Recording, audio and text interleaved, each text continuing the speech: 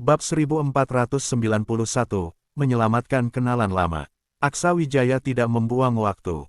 Dia langsung membawa Endok Ayu masuk ke dalam, sementara Arlin Salodik tetap di luar untuk mengendalikan formasi di sini agar bisa melindungi mereka dari intervensi dan memungkinkan mereka pergi kapan saja. Tanah di bawah kaki mereka bergetar, dan sekejap kemudian, mereka sudah menghilang dari tempat semula. Dalam sekejap mata, keduanya tiba di sebuah ruang gelap, seolah-olah berada di dalam sebuah bangunan. Energi spiritual di sini kacau, tetapi Aksa Wijaya merasakan aura khusus yang mirip dengan energi spiritual unik yang pernah ia rasakan di luar puncak langit suci sebelumnya. Energi tersebut dapat menarik seseorang ke dalam kehampaan, membuatnya lenyap. Ini pasti formasi yang dibuat oleh seorang ahli, tidak salah lagi. Keduanya tetap menyembunyikan aura mereka. Mereka bisa merasakan perubahan energi di sekitar, tetapi energi di sini cukup stabil dan tidak membahayakan mereka secara langsung. Saat mereka semakin dalam ke bangunan tersebut, Aksa Wijaya merasakan berbagai aura dari kejauhan, seolah-olah banyak orang sedang berlatih. Mungkin saja orang-orang yang mereka cari ada di antara mereka. Ini pertama kalinya Aksa Wijaya datang ke tempat ini, jadi dia belum tahu aturan khusus di sini. Dia segera mengeluarkan batu jiwa untuk mendeteksi aura para kultivator, dan dengan gembira menemukan aura Panji Dutro di depan. Namun, ekspresinya segera berubah serius. Jika Panji Dutro ada di sini, maka kemungkinan besar Farid Salakan dan yang lainnya juga ada. Maya Sudiro dan Indri Bombana pasti juga di sini, tetapi sayangnya, batu jiwa mereka tidak dapat dideteksi, seolah-olah mereka berada di dimensi lain. Aksa Wijaya memutuskan untuk menyelamatkan siapa yang bisa ia selamatkan terlebih dahulu. Panji Dutro tampaknya telah melatih teknik khusus di sini, tidak menyia-nyiakan waktu, terus berlatih untuk bersiap bergabung kembali dengan yang lainnya. Segera, mereka melihat cahaya berkilauan di kejauhan. Ruangan di depan diterangi oleh obor. Untungnya, tidak ada aura ahli yang kuat di sini, sehingga semuanya berjalan lancar. Aksa Wijaya dan Endok Ayu langsung menuju ruangan itu. Dari kejauhan, mereka bisa melihat sekelompok orang dikurung di sana. Ruangan itu terbagi menjadi dua bagian untuk tempat tinggal, dan energi mereka tidak disegel. Namun, mereka semua tampak dikendalikan di sini, tanpa niat untuk melarikan diri, seolah-olah menunggu sesuatu. Saat Aksa Wijaya dan Endok Ayu masuk, mereka mendapati semua orang sedang berlatih, tidak ada yang memperhatikan mereka. Endok Ayu berkata, "Kakak, mereka sepertinya telah disegel 5 inderanya. Kalau tidak, bagaimana mungkin mereka tidak bereaksi sama sekali? Bahkan yang terlemah sudah mencapai tahap alam spiritual dewa, ini sungguh keterlaluan." Aksa Wijaya berpikiran sama, namun, kenyataannya memang kejam. Bahkan sekte mereka tidak dapat datang menyelamatkan mereka. Aksa Wijaya memutuskan untuk tidak membangunkan semuanya sekaligus agar tidak menimbulkan kecurigaan. Prioritasnya adalah menyelamatkan Panji Dutro terlebih dahulu. Dia menemukan Panji Dutro di sudut ruangan. Meski inderanya disegel, Panji Dutro tetap melatih tekniknya, daripada hanya menunggu tanpa tujuan. Aksa Wijaya memasukkannya ke dalam harta ruang tanpa membuka segel 5 inderanya, agar tidak ketahuan. Sementara itu, yang lain harus menunggu giliran. Ia bisa saja membawa semuanya, tetapi jika mereka semua tiba-tiba menghilang, itu akan menimbulkan kecurigaan. Aksa Wijaya hanya ingin melindungi orang-orang terdekatnya. Mereka melanjutkan ke sebuah lorong yang lebih besar dengan aura yang lebih kuat. Setelah beberapa menit, mereka tiba di sebuah penghalang. Aksa Wijaya, yang sudah mengenal energi formasi ini, dengan mudah menembusnya. Begitu, melewati penghalang, Aksa Wijaya merasakan aura yang sangat dikenalnya. Endok Ayu berkata dengan gembira, "Aku merasakan aura Maya Sudiro." Aksa Wijaya mengangguk, lalu mereka melanjutkan perjalanan. Di ruangan berikutnya, situasinya sama, tidak ada penjaga dan semua orang sedang berlatih dengan indera yang tersegel. Farid Salakan, Maya Sudiro, Eva Kansil ada di sini. Tapi Maya Sudiro seharusnya tidak berada di ruangan ini dengan bakat alkimianya, ujar Aksa Wijaya. Endok Ayu mengingatkan, "Kakak, fokuslah untuk menyelamatkan mereka. Kita masih harus mencari yang lain." Aksa Wijaya tersenyum. Semuanya berjalan lancar, dan satu persatu, ia berhasil menyelamatkan teman-temannya. Dia memasukkan mereka ke dalam harta ruang gua langit, lalu melanjutkan mencari jalan menuju area berikutnya. Di tengah perjalanan, dia merasakan keberadaan beberapa wanita dengan aura khas klan 1000 pertarungan. Tentu saja Aksawijaya tidak membuang waktu, memasukkan mereka ke dalam harta ruang gua langit untuk dibawa bersama. Tugas yang diatur oleh leluhur Grace Patubun tidak akan dia lupakan. Seperti yang sudah diduga, jalan menuju area berikutnya berada di ujung ruangan ini.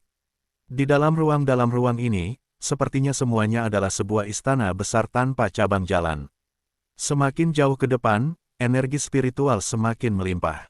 Setelah menerobos penghalang lagi, Aksawijaya kembali merasakan keberadaan beberapa orang lama yang dikenalnya. Indri, Jelita, muridku Ilham Gibran, Selena Hiven, sepertinya semuanya sudah hampir lengkap. Endok Ayu memandang belasan kultivator yang terperangkap di tempat ini.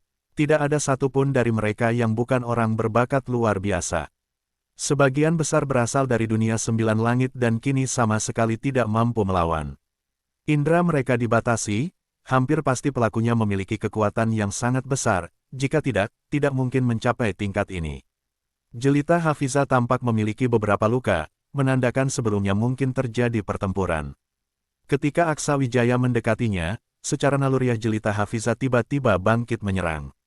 Auranya tajam dan sangat kuat. Melihat Jelita Hafiza yang sudah lama tidak ditemuinya, hati Aksawijaya dipenuhi berbagai perasaan hingga terasa perih. Alih-alih menangkis, dia langsung memeluk Jelita Hafiza erat-erat. Aksawijaya dapat merasakan tubuh Jelita Hafiza gemetar seketika, lalu suara yang familiar terdengar. "Itu kamu, bukan?" Aksawijaya tidak menyangka bahwa meskipun 5 indera Jelita Hafiza dibatasi, dia masih dapat mengenalinya. Setelah beberapa saat, dia memasukkannya ke dalam Dongtian. Di sisi lain, Endok Ayu berkata dengan kesal, "Kakak tidak pernah memelukku selama itu." Aksawijaya tertawa canggung dan berkata, "Di sini sudah ada kultivator tingkat 9 benua spiritual dewa. Jika tebakan saya benar, mungkin masih ada satu ruangan terakhir. Kita harus lebih berhati-hati, kalau tidak, bisa jadi ada masalah lain. Mungkin ada penjaga di sana." Segera, jalan berikutnya muncul di hadapan mereka. Tanpa ragu, mereka langsung masuk. Melintasi penghalang berikutnya, Aksawijaya merasakan aura Murditiasa dan 2 orang lainnya. Namun, tidak hanya mereka, ternyata ada orang lain di sana, dan semuanya telah mencapai tingkat alam hukum dewa. Aksawijaya pernah mendengar Grace Patubun berkata bahwa dia telah memanggil beberapa kultivator alam hukum dewa atas namanya untuk membantu memasuki sumur kuno langit suci dan menyelamatkan para anggota klannya. Namun, Grace Patubun juga tidak menyangka bahwa mereka juga akan terjebak di sini. 2 orang itu memperlambat langkah, menekan aura mereka hingga seminimal mungkin. Segera, terdengar suara keras Murditiasa dari dalam. "Lepaskan aku. Guru kecilku adalah ahli tingkat alam reinkarnasi. Mana mungkin aku bersujud kepada bajingan seperti kalian sebagai guru. Menyerang kami dengan cara licik, itu bukanlah kekuatan sejati. Aku tidak takut pada kalian." Lalu, terdengar suara seorang pemuda asing, "Murditiasa, bisakah kamu berhenti berteriak? Apa kamu belum cukup sering dipukuli? Ketika mereka kembali besok, mereka pasti akan menghajarmu habis-habisan. Jangan membuat mereka punya alasan untuk menyiksa kita, bisakah?" Andin Rahmatu berkata, "Adik Murdi, lebih baik kamu tenang saja. Tunggu dengan sabar, kakak Aksa pasti akan datang menyelamatkan kita."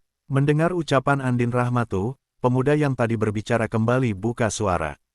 "Kalian bilang Aksawijaya, dia itu cuma orang kecil yang kebetulan dapat perhatian dari tokoh besar. Aku sudah cari tahu, pencapaian dia tidaklah tinggi. Sebaiknya jangan terlalu berharap padanya." Mendengar itu, Murditiasa langsung tak terima. "Kamu ngomong apa? Kekuatannya jauh di atas pemahamanmu. Bahkan tanpa dia bertindak, aku bisa mengalahkanmu dalam 30 jurus." Pemuda itu mencibir, "Kalian ini terlalu naif. Sekarang, kecuali Aksawijaya datang menyelamatkan kita, tak ada jalan lain. Tapi, kalau dia punya kemampuan seperti itu, kalian tidak akan sampai tertangkap. Jujur saja, dia mungkin sudah kabur." Murditiasa berteriak, "Omong kosong. Bosku pasti datang." Pemuda itu terkekeh dingin, "Datang. Kalau dia benar-benar datang, aku akan bersujud kepadamu 3 kali dan memanggilmu guru." "Oh, benarkah?" Tiba-tiba, suara Aksawijaya terdengar dari dalam lorong. Kemudian, 2 sosok muncul di pintu masuk dengan senyum penuh percaya diri. Bab 1492, lolos dengan aman. Kehadiran Aksa Wijaya membuat para kultivator yang hadir tertegun. Mereka tidak disegel 5 inderanya, jelas berbeda dengan perlakuan di beberapa ruangan sebelumnya. Melihat Aksa Wijaya, Murdi Tiasa sangat gembira. Hahaha, aku sudah tahu kalau bosku tidak akan pernah mengecewakanku. Cepat kemari dan beri aku 3 sujud 9 kali hormat. Aku akan memberimu posisi murid utama. Mulai sekarang, cukup temani aku, menuangkan teh, dan melayani. Semua tatapan tertuju pada Aksa Wijaya. Nandar Petok dan yang lainnya tidak terkejut, mereka tahu Aksa Wijaya akan datang ke sini, hanya saja mereka tidak menyangka dia datang secepat itu. Sementara itu, 3 orang lainnya, selain satu dari Istana 9 Benua, 2 sisanya dipanggil oleh Grace Patubun. Sayangnya, mereka tertahan oleh kekuatan spiritual khusus saat mencoba mendekati puncak langit suci, yang menyegel lautan ki mereka, menjebak mereka di sini. Mereka baru pertama kali melihat Aksa Wijaya. Meski demikian, nama Aksa Wijaya sudah tidak asing lagi bagi mereka.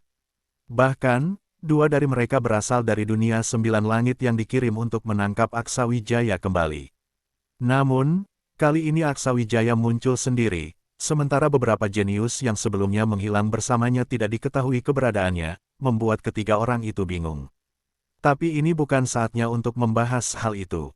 Endok Ayu berjalan ke arah Murdi Tiasa dan yang lainnya, lalu menoleh kepada Aksa Wijaya dan berkata, "Kakak, formasi di depan mereka ini dibuat oleh para ahli. Meski bisa dipecahkan secara paksa, begitu disentuh, para ahli itu akan menyadarinya. Saat itu, kita mungkin akan kesulitan." Aksa Wijaya memeriksa penghalang tersebut dengan cermat, kemudian mengangguk. Situasinya persis seperti yang dikatakan Endok Ayu. Aksa Wijaya memandang Nandar Petok dan berkata, "Mengapa para ahli itu tidak menempatkan orang di sini untuk mengawasi kalian? Dari mana mereka mendapat kepercayaan diri sebesar itu? Tidak takut kalian melarikan diri?" Murdi Tiasa menjawab, "Bos, mana semudah itu. Lautan ki kami disegel oleh seorang ahli puncak alam. Jalan hidup dewa. Bahkan, aku curiga dia sudah melangkah ke alam keabadian dewa. Kami benar-benar tak berdaya. Sekarang kami seperti ikan di atas talenan, tidak ada cara untuk keluar, bahkan untuk memecahkan penghalang ini saja kami tak mampu." Aksa Wijaya berkata, "Asalkan ada kemauan, pasti ada jalan." Andin Rahmatu mengingatkan Aksa Wijaya, "Aksa yang tampan, jangan pikirkan itu dulu. Lebih baik pikirkan apa yang akan kita lakukan selanjutnya. Jika mereka tidak tahu kemana para ahli itu pergi, kita tidak punya waktu untuk membuang-buang waktu. Endok Ayu, bantu aku membawa semua orang di sini masuk ke dalam harta ruang Gua Langit. Jangan lepaskan segel mereka, biarkan mereka tetap merasa asing di dalam sana. Setelah kita keluar dari sini, baru lepaskan segel mereka." Setelah berkata demikian, Aksa Wijaya melepas gioknya dan menyerahkannya kepada Endok Ayu. Tanpa ragu, Endok Ayu menerima benda itu, lalu kembali untuk memasukkan semua orang ke dalam harta dunia dalam seperti yang diminta Aksa Wijaya. Para kultivator yang telah disegel 5 indera dan lautan ki mereka tidak sempat melawan, langsung dimasukkan oleh Endok Ayu. Sementara itu, Aksa Wijaya memusatkan kesadarannya pada penghalang di depan 6 orang yang tersisa. Meskipun penghalang itu dibuat oleh seorang ahli hebat, itu hanyalah penghalang sementara untuk menunda mereka. Adapun segel pada tubuh mereka, Aksa Wijaya harus memikirkan cara untuk membukanya nanti. Nandar Petok dan 2 lainnya tidak mengetahui tentang harta ruang Gua Langit Aksa Wijaya, jadi dia tidak sepenuhnya percaya kepada mereka. Oleh karena itu, mereka harus ikut bersamanya keluar dari tempat ini. Tanpa banyak bicara, Aksa Wijaya bersiap. Setelah Endok Ayu menyelesaikan tugasnya, dia akan segera mulai, berusaha menyelesaikan semuanya sebelum para ahli itu kembali. Mereka hanya perlu membawa orang keluar dari dimensi ini. Saat itu, tokoh besar di puncak gunung akan muncul untuk menyelesaikan masalah ini. Di dalam dunia rahasia kuno sumur langit suci, terdapat begitu banyak rahasia. Kali ini, karena para ahli melanggar aturan, tempat ini menjadi tidak lagi aman. Namun, Aksa Wijaya berharap tokoh besar di puncak gunung akan memberikan tekanan kepada mereka sehingga mereka tidak terus menyerang. Dengan begitu, Aksa Wijaya dapat menjelajahi lebih banyak rahasia di dunia rahasia kuno sumur langit suci. Jika dia bisa melihat penghalang yang mengarah ke dunia 9 langit atas, itu akan lebih baik, meski bukan hal yang mudah. Endok Ayu bergerak dengan cepat. Setelah dia kembali, Aksa Wijaya langsung berkata, "Selamatkan mereka sekarang." Mereka masing-masing menangani 3 orang, dengan mudah menghancurkan penghalang di depan mereka. Aksa Wijaya lalu memeriksa segel lautan Ki Murditiasa dan kondisi tubuhnya. Dia terkejut menemukan bahwa metode penyegelan ini sangat canggih, menggunakan sebuah teknik pembatasan yang sangat kokoh. Namun, Aksa Wijaya sama sekali tidak tertekan. Dengan bantuan gendis, mereka berdua menganalisisnya, dan dalam sekejap, pola kerja pembatasan itu terungkap. Mengandalkan kekuatannya untuk memecahkan formasi, Aksa Wijaya dengan mudah menghancurkannya. Murditiasa tidak melawan sama sekali. Ketika Aksa Wijaya berhasil menghancurkan segel itu, dia juga menggunakan kekuatan spiritualnya untuk membersihkan sisa segel di meridian Murditiasa, membuat kekuatannya langsung meningkat. Melihat perubahan pada Murditiasa, Nandar Petok dan yang lainnya tampak tidak sabar. Namun, Aksa Wijaya tetap menangani mereka satu persatu, mulai dari Nandar Petok, Andin Rahmatu, hingga 3 orang lainnya. Mereka semua sangat cemas. Setiap menit yang mereka habiskan di tempat ini terasa seperti bahaya yang semakin mendekat. Saat pertama kali datang, mereka menyaksikan betapa banyaknya ahli di tempat ini. Rasa remeh mereka terhadap tempat ini menjadi alasan mengapa begitu banyak dari mereka tertangkap. Para jenius muda yang berniat menyelamatkan orang-orang yang terperangkap akhirnya juga ditangkap satu persatu. Hampir semua jenius yang memasuki dunia rahasia kuno sumur langit suci ini berakhir celaka. Namun, tampaknya mereka tidak langsung dibunuh, melainkan dijadikan murid dan dikurung di tempat ini. Dari percakapan mereka, para ahli itu memang ingin menjadikan mereka sebagai penerus, agar warisan mereka tidak terputus. Sayangnya, 6 orang ini adalah individu dengan status yang luar biasa, sehingga mereka sama sekali tidak berniat untuk tinggal di dunia rahasia ini untuk melatih diri. Adapun orang-orang lainnya, mereka tampaknya belum dipilih sehingga tidak mengalami masalah besar. Semua masih lengkap, meskipun ada sedikit kehilangan energi spiritual. Namun, itu bukan masalah serius. Untungnya, semua segel pada 6 orang itu berasal dari orang yang sama, sehingga Aksa Wijaya tidak perlu mengeluarkan banyak usaha untuk memecahkan segel-segel itu. Bahkan, dia semakin cepat dalam melakukannya. Ketiga orang itu mengucapkan terima kasih kepada Aksa Wijaya, yang hanya mengangguk sebagai tanggapan, lalu membawa mereka pergi. Sambil berjalan, Aksa Wijaya mengingatkan semua orang, tetaplah berjalan di sisi kanan, tekan energi kalian serendah mungkin, dan pastikan langkah kaki kalian sangat ringan. Dia kemudian menoleh ke Endok Ayu, apakah kamu sudah menyelesaikan pengaturan formasi penyembunyian seperti yang kuminta tadi? Endok Ayu tersenyum manis, jangan khawatir, kakak. Sudah selesai sebelum aku kembali. Formasi penyembunyian ini bukan tantangan besar bagiku. Aksa Wijaya tersenyum, aku tahu kamu memang bisa diandalkan. Semua orang memahami maksud Aksa Wijaya. Selama mereka tetap berada dalam formasi penyembunyian ini, bahkan jika ada yang kembali mengejar, mereka tidak akan mudah ditemukan. Namun, ketiga orang yang baru saja diselamatkan masih tampak cemas dan gelisah. Saudara Aksa, 2 teman saya masih belum diketahui keberadaannya. Mohon bantuannya untuk menemukan mereka, kata salah satu dari mereka. Aksa Wijaya menjawab, maksudmu 2 orang muda dari Istana 9 Benua. Mereka sudah disimpan dalam harta ruang Gua Langit. Setelah kita keluar dari sini, aku akan mengeluarkan mereka. Jangan khawatir. Mendengar ini, Riyandi Parimo menghela napas lega dan mengangguk. Riyandi Parimo akan mengingat kebaikan ini. Suatu hari nanti pasti akan kubalas dengan lebih. Salah satu yang lain memperingatkan, Saudara Aksa, apakah kau sudah mempersiapkan rencana cadangan? Di puncak langit suci, ada banyak ahli tingkat tinggi. Kami sebelumnya melihat beberapa ahli tingkat alam jalan hidup dewa, bahkan mungkin ada yang di tingkat liken.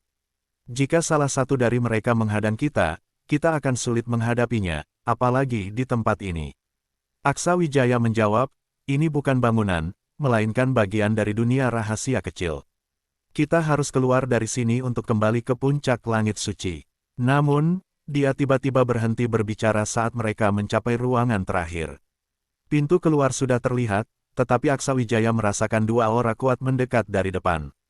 Kedua aura ini sangat kuat, dan Aksa Wijaya yakin bahwa mereka adalah ahli puncak tingkat alam jalan hidup dewa. Bahkan si kecil mungkin akan kesulitan menghadapi mereka. Tanpa banyak bicara, Aksawijaya memberi isyarat kepada semua orang untuk berhenti dan menekan aura mereka. Dengan bantuan formasi penyembunyian, mereka seharusnya bisa menghindari deteksi. Dua orang yang mendekat itu tampak tidak asing bagi Murdi Tiasa dan lainnya.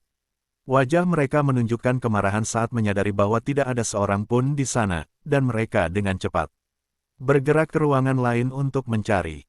Aura mereka pun menghilang. Aksawijaya segera memberi perintah, "Jangan buang waktu, kita langsung keluar. Setelah kembali ke puncak langit suci, aku akan menangani sisanya." Mendengar ini, semua orang merasa lega, terutama Murdi Tiasa dan kedua rekannya. Selama berpetualang bersama Aksawijaya, mereka telah melihat bagaimana dia selalu mampu mengatasi semua kesulitan dengan cara yang luar biasa, bahkan berbalik keadaan untuk meraih keuntungan.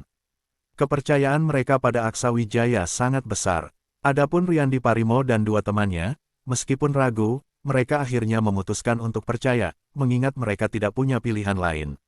Aksawijaya merasakan bahwa energi khusus di dunia rahasia ini tiba-tiba meningkat drastis. Dia menduga bahwa salah satu dari dua orang tadi adalah ahli yang mengendalikan formasi di sini, menggunakan energi khusus untuk melacak mereka. Saat itu, Aksawijaya dan rombongannya telah mencapai pintu keluar, tetapi pintu itu disegel dengan energi khusus sehingga tidak bisa dilewati langsung. Aksawijaya dan Endok Ayu bekerja sama, menggunakan kekuatan untuk memecahkan formasi tersebut. Mereka akhirnya berhasil mematahkan energi khusus itu. Mereka bisa merasakan dua aura kuat dari belakang mendekat dengan cepat, tetapi tanpa membuang waktu, mereka langsung keluar melalui pintu, meninggalkan tempat itu dengan selamat. Namun, saat mereka kembali ke tanah kosong di puncak langit suci, mereka semua terpana dengan pemandangan di depan mereka. Bab 1493, muncul. 20-an ahli mengepung mereka, memblokir semua jalan keluar. Orang-orang ini memiliki tingkat kekuatan yang sangat tinggi, semuanya telah mencapai tahap alam jalan hidup dewa. Bahkan orang yang lautan energinya disegel oleh Aksawijaya juga ada di antara mereka. Ketika melihat Aksawijaya dan yang lainnya muncul, dia tampak agak cemas. Itu mereka, orang-orang merasakan tekanan besar, dikepung oleh begitu banyak ahli, betapa menakutkannya itu. Di samping Riyandi Parimo, seorang jenius dari 9 langit mengerutkan kening. Ini gawat. Meskipun kita punya banyak rencana cadangan, sepertinya semuanya tidak berguna lagi. Tidak apa-apa, kita semua terjebak di sini bersama, ini juga semacam takdir. Paling buruk, kita bisa mengakui mereka sebagai guru, lalu mencari peluang untuk keluar dari wilayah kuno ini. Seorang pria sejati tahu kapan harus mengalah. Pada saat itu, dua aura kuat muncul di belakang mereka. Melihat Aksawijaya dan yang lainnya di depan, mereka menunjukkan ekspresi gembira. Salah satu dari mereka tertawa bahagia. "Haha, tidak menyangka kalian berdua juga terjebak di sini. Aku sudah berusaha keras menangkap kalian, tapi ternyata kalian datang sendiri. Apakah kalian juga ingin mencari guru? Para senior di sini memiliki keterampilan hebat. Jika kalian mengakui kami sebagai guru, lalu membawa kembali orang yang akan kami bawa, aku jamin kemampuan kalian akan meningkat pesat dan masa depan kalian cerah." Mereka tidak langsung menyerang. Mereka masih ingin menerima murid, karena menurut mereka, meskipun Aksawijaya dan yang lainnya kuat, mereka hanyalah kultivator di tahap alam hukum dewa, yang tidak bisa menimbulkan banyak ancaman. Aksawijaya berkata, "Kalian ingin menerima murid. Dengan kemampuan kalian, cukup katakan saja, dan banyak pemuda akan datang ke sini. Tapi kalian tidak bisa memaksakan itu pada kami. Hari ini, aku akan membawa orang-orang ini pergi. Jika ada yang ingin tinggal, aku akan membiarkan mereka kembali. Keputusan seharusnya ada di tangan mereka, bukan kalian." Kata-kata Aksawijaya tegas, tanpa basa-basi. Para ahli itu mengerutkan kening, tidak memahami dari mana datangnya kepercayaan diri Aksawijaya.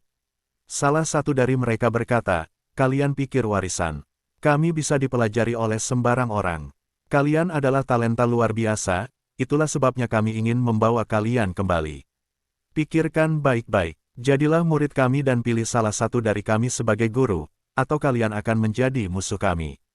Jika itu terjadi, kami tidak akan segan-segan melawan kalian." Nada suaranya penuh ancaman. Murdi Tiasa dan yang lainnya tidak berani bertindak gegabah.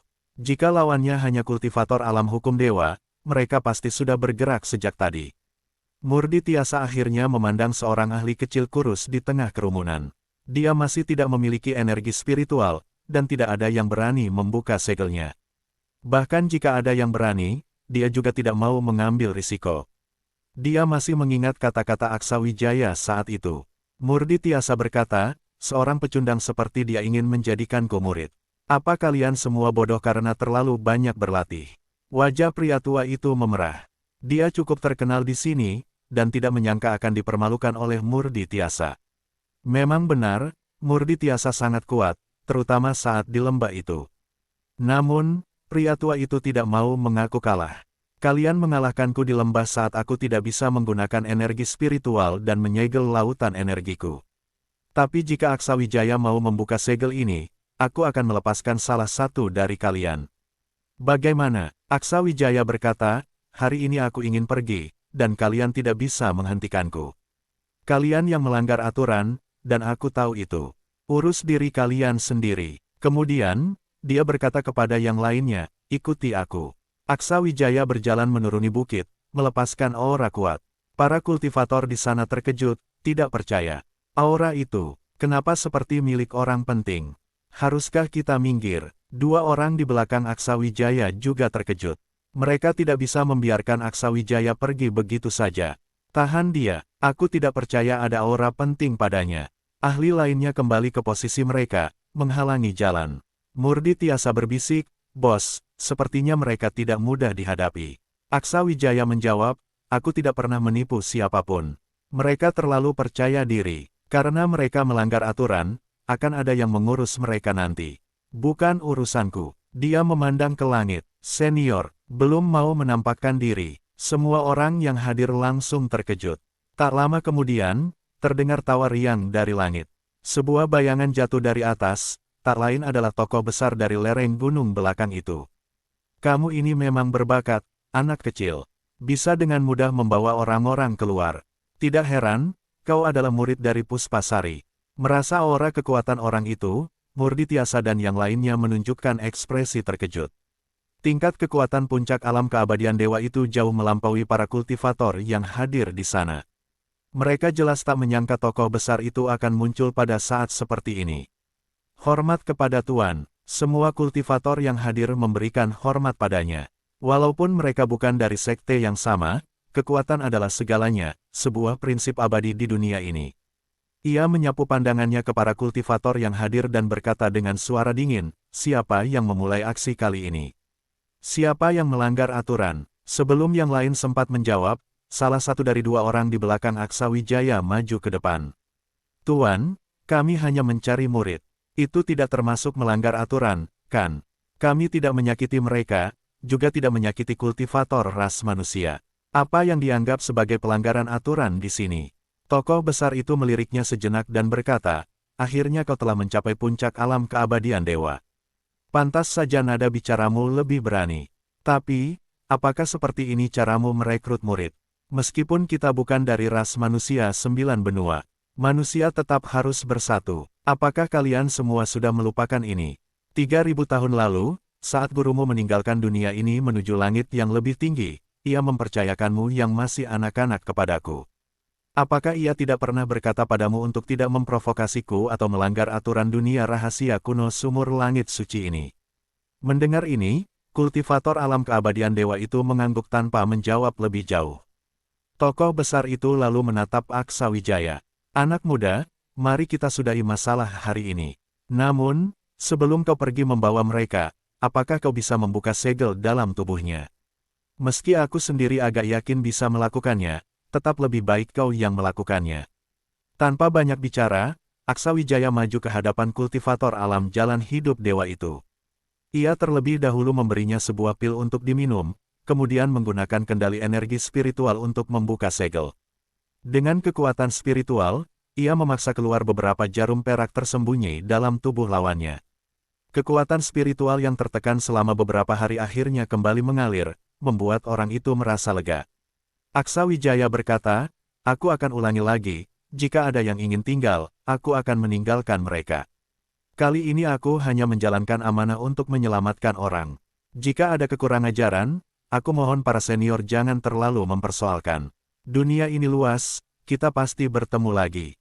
Tokoh besar itu berkata, kau bisa menyebarkan kabar bahwa mulai hari ini, puncak langit suci ditutup. Tidak ada yang diizinkan masuk atau keluar sembarangan hingga waktu pembukaan berakhir. Apakah kau mengerti maksudku? Aksa Wijaya tersenyum dan memberi hormat. Terima kasih atas pengertian Anda, senior. Ia melanjutkan, aturan di sini memang sudah seharusnya seperti itu.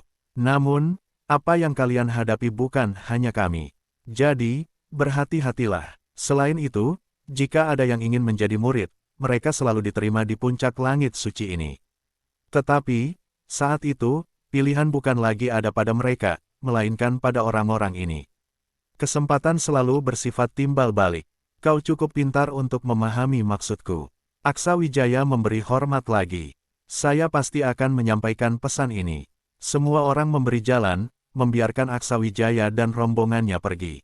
Meski beberapa orang merasa enggan, dengan tokoh besar itu sudah turun tangan, siapa yang berani tidak memberinya muka. Aksa Wijaya dan yang lainnya turun gunung dengan cepat. Mereka memilih pergi tanpa basa-basi bahkan saat bertemu dengan kultivator atau murid lain, memutuskan untuk merencanakan langkah berikut setelah keluar dari sana. Terjebak dalam dunia kecil itu membuat mereka kelelahan secara fisik dan mental. Namun, saat ini, mereka dalam kondisi cukup baik. Kebebasan yang mereka dapatkan membuat mereka merasa bersemangat. Riyandi Parimo berkata, Saudara Aksa memang luar biasa. Bisa meminta perlindungan tokoh besar puncak alam keabadian dewa untuk kita. Setelah ini, dunia rahasia kuno sumur langit suci pasti akan menjadi jauh lebih aman. Kita juga bisa meluangkan waktu untuk berlatih di sini. Orang lain dengan penuh rasa ingin tahu bertanya, tadi, apakah kalian mendengar apa yang dikatakan senior itu? Mereka bukan kultivator dari 9 benua, melainkan berasal dari dunia yang lebih tinggi.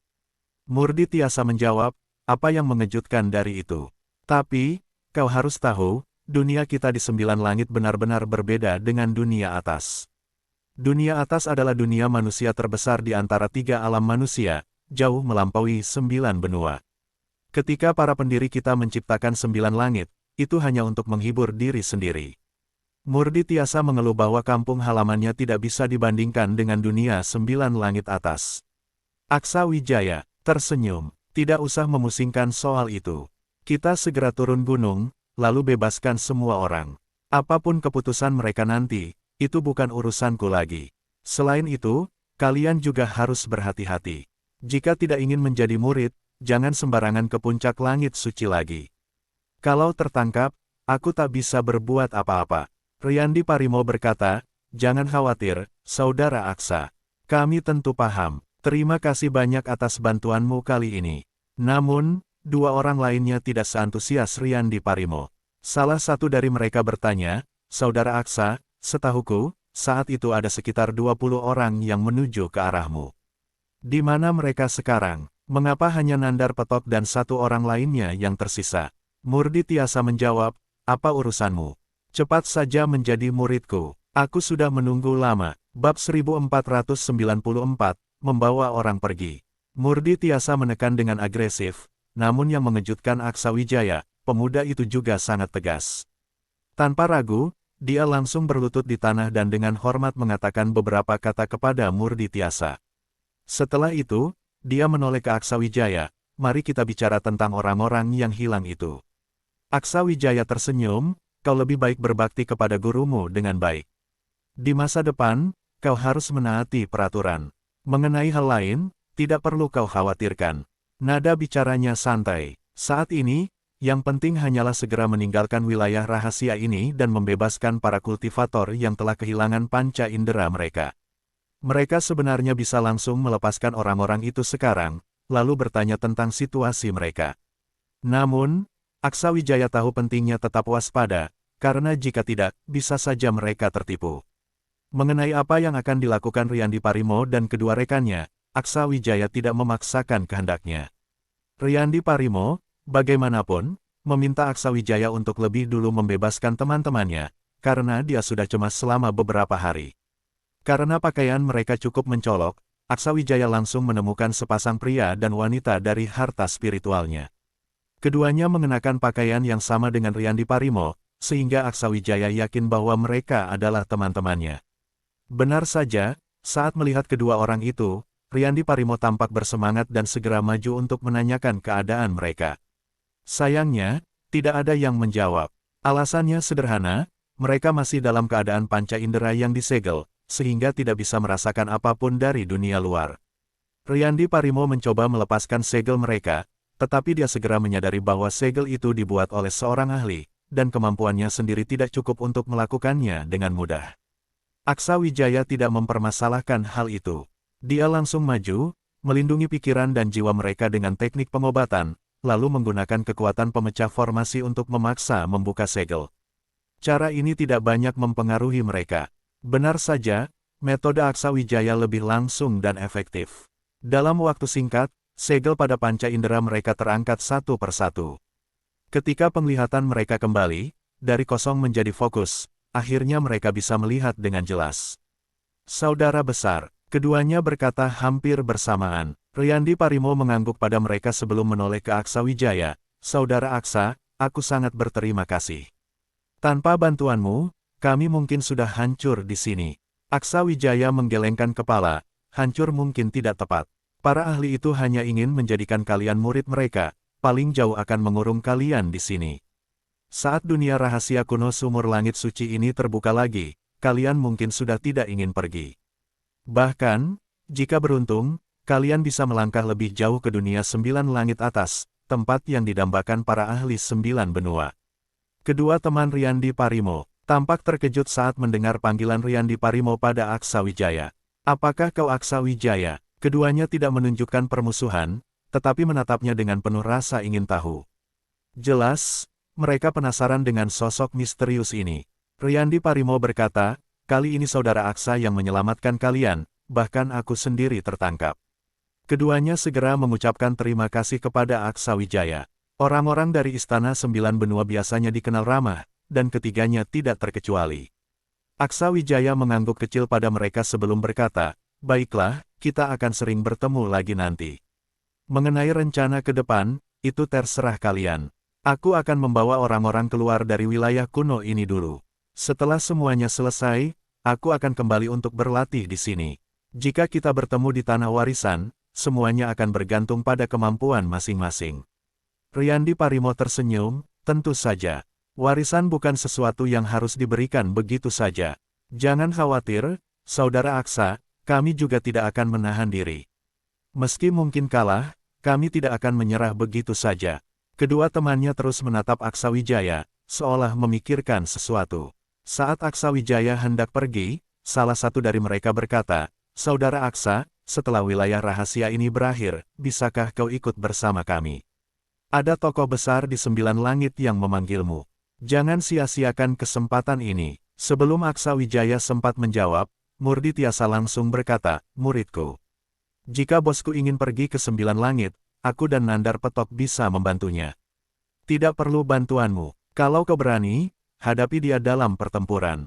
Kalau tidak, pergi saja jauh-jauh. Tapi biar aku peringatkan, jika kau bertindak gegabah, kau bisa saja mati. Mendengar ini, kedua orang itu tampak gentar. Aura Murdi Tiasa jauh lebih kuat dibandingkan sebelumnya. Bukan hanya Murdi Tiasa, aura Nandar Petok juga berubah drastis dalam waktu singkat. Hal ini membuat mereka sulit menerima perbedaan kekuatan di antara mereka. Keduanya saling berpandangan, lalu pergi untuk mencari keuntungan di dunia rahasia kuno sumur langit suci ini, agar tidak menyia-nyiakan waktu. Aksa Wijaya tidak membuang waktu. Dia berbalik dan membawa Murdi Tiasa serta yang lainnya pergi. Endok Ayu memeluk lengan Aksa Wijaya, sesekali melirik Andin Rahmatu. Andin Rahmatu langsung memeluk lengan Nandar Petok, membuat Murdi Tiasa yang berdiri di dekat mereka mengerutkan kening. Apakah kalian menganggapku tidak ada? Aku juga ingin punya pasangan.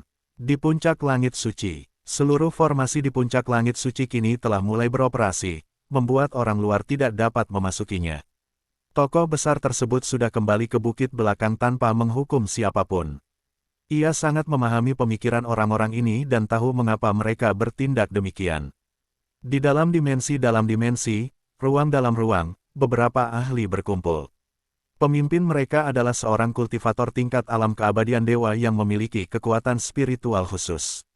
Saat ini, ia terlihat serius. Apa yang ingin kalian katakan, katakan sekarang. Ketua, Jika tokoh besar itu sudah turun tangan menghentikan kita, apalagi yang bisa kita lakukan? Saya hanya tidak mengerti. Beliau biasanya sulit diajak berdiskusi dan tidak pernah bersikap baik pada orang luar. Tapi kali ini, beliau malah membantu bocah itu. Sebenarnya, siapa bocah itu? Mengapa ia bisa masuk ke sini? Asalnya tidak penting lagi. Jika kita menunggu pembukaan berikutnya dari dimensi rahasia ini, tidak masalah.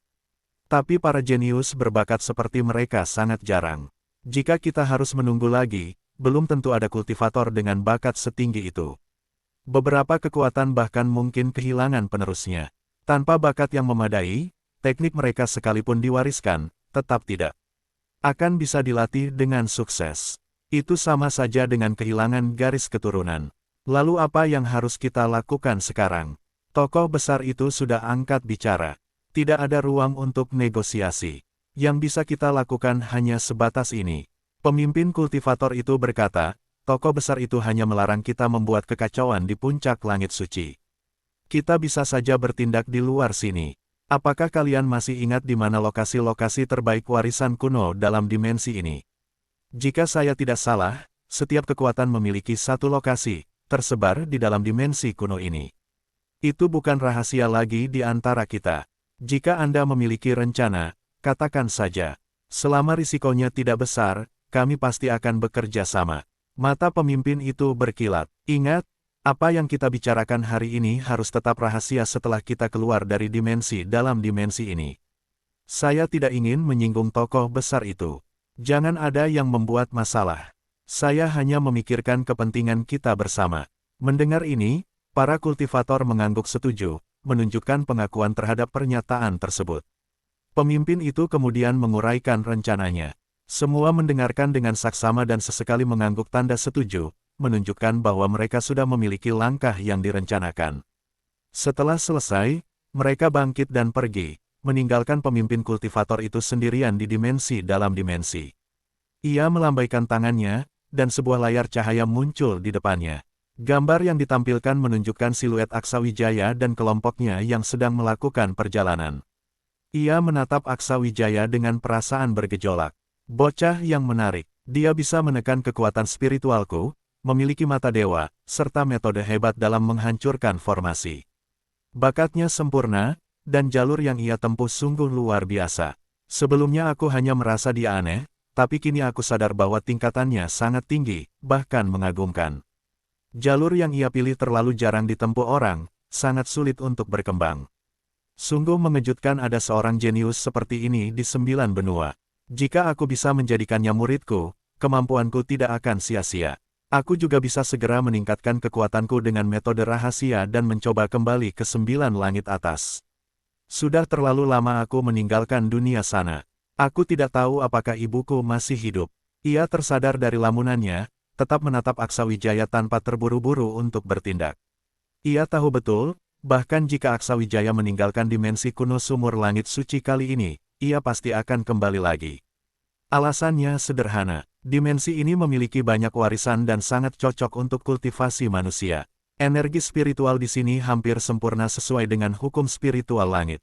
Merenung dan memahami di sini memberikan manfaat besar, yang tidak bisa ditandingi oleh tempat manapun di 9 benua, bahkan di gua-gua langit yang penuh energi spiritual sekalipun. Selama ini, banyak kultivator berbakat yang ia tangkap melebihi harapannya. Namun, semua orang itu akhirnya dibawa pergi oleh satu orang, yaitu pemuda di depannya ini. Sementara itu, Aksawijaya dan kelompoknya melaju dengan cepat, menggunakan harta spiritual piring terbang. Butuh 10 hari penuh untuk mencapai pintu keluar.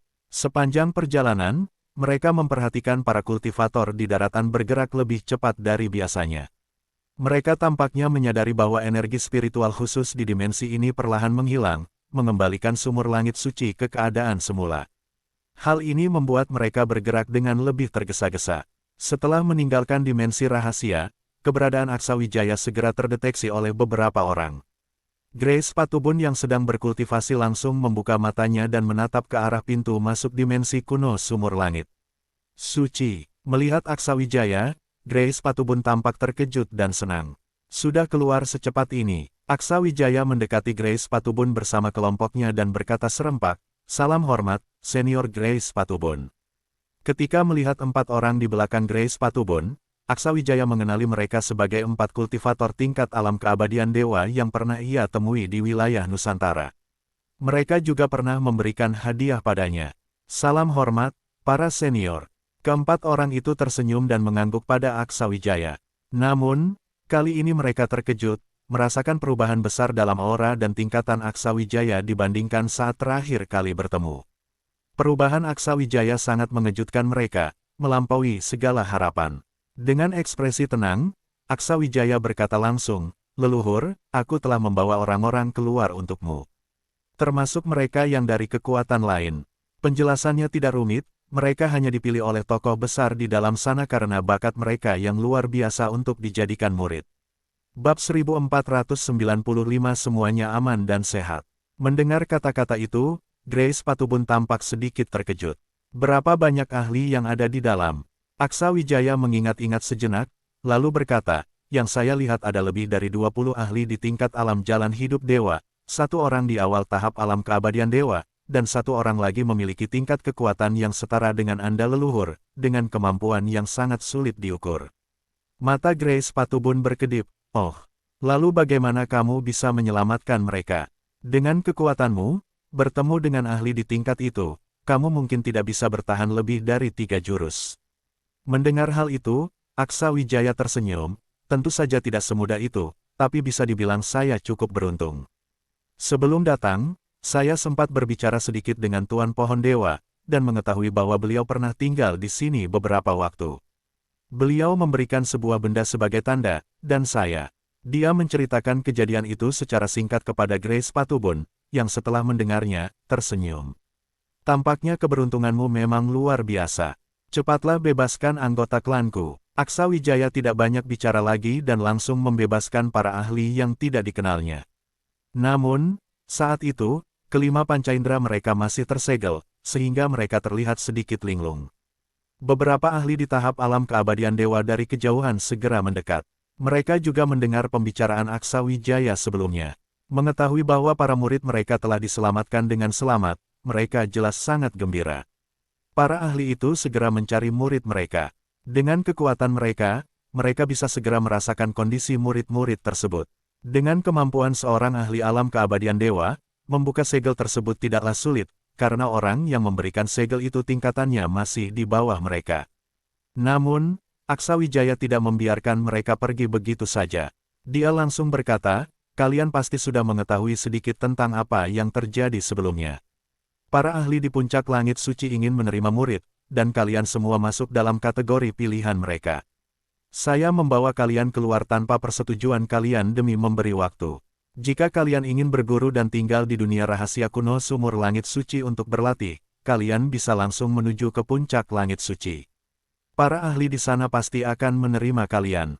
Tidak perlu diragukan, saya menyelamatkan kalian untuk memberi pilihan di tangan kalian, bukan di tangan mereka.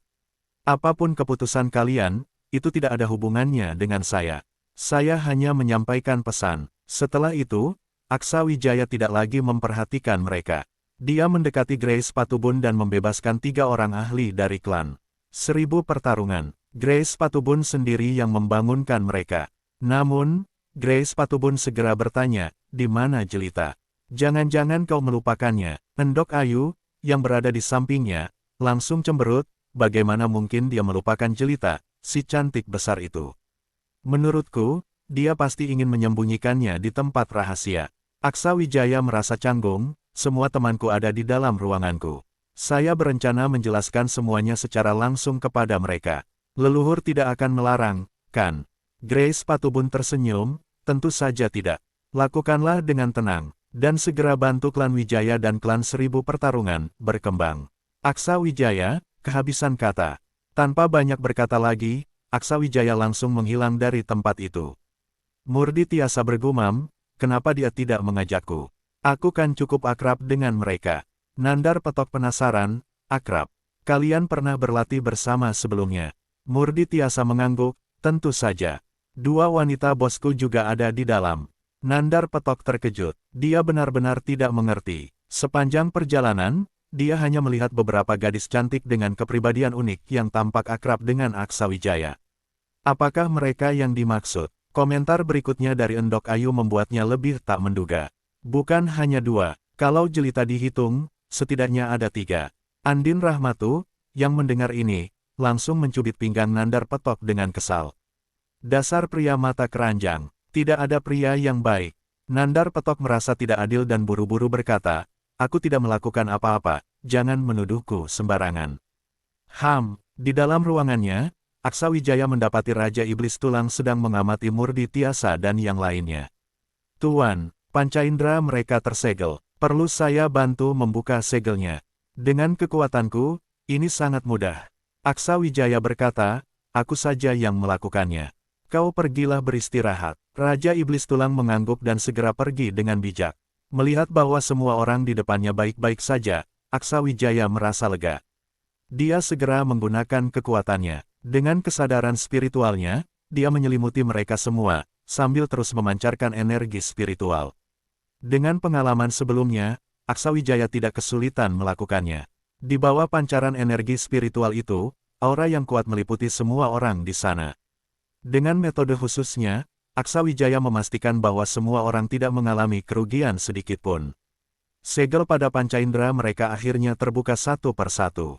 Setelah merasakan segala sesuatu di sekelilingnya, semua orang menunjukkan ekspresi terkejut. Kebun obat yang luas, ramuan spiritual yang subur, dan tanah yang tak diketahui seberapa luasnya memberikan dampak visual yang kuat. Namun, reaksi Maya Sudiro paling mencolok karena ia merasakan keberadaan energi akar abadi, dan bukan hanya satu.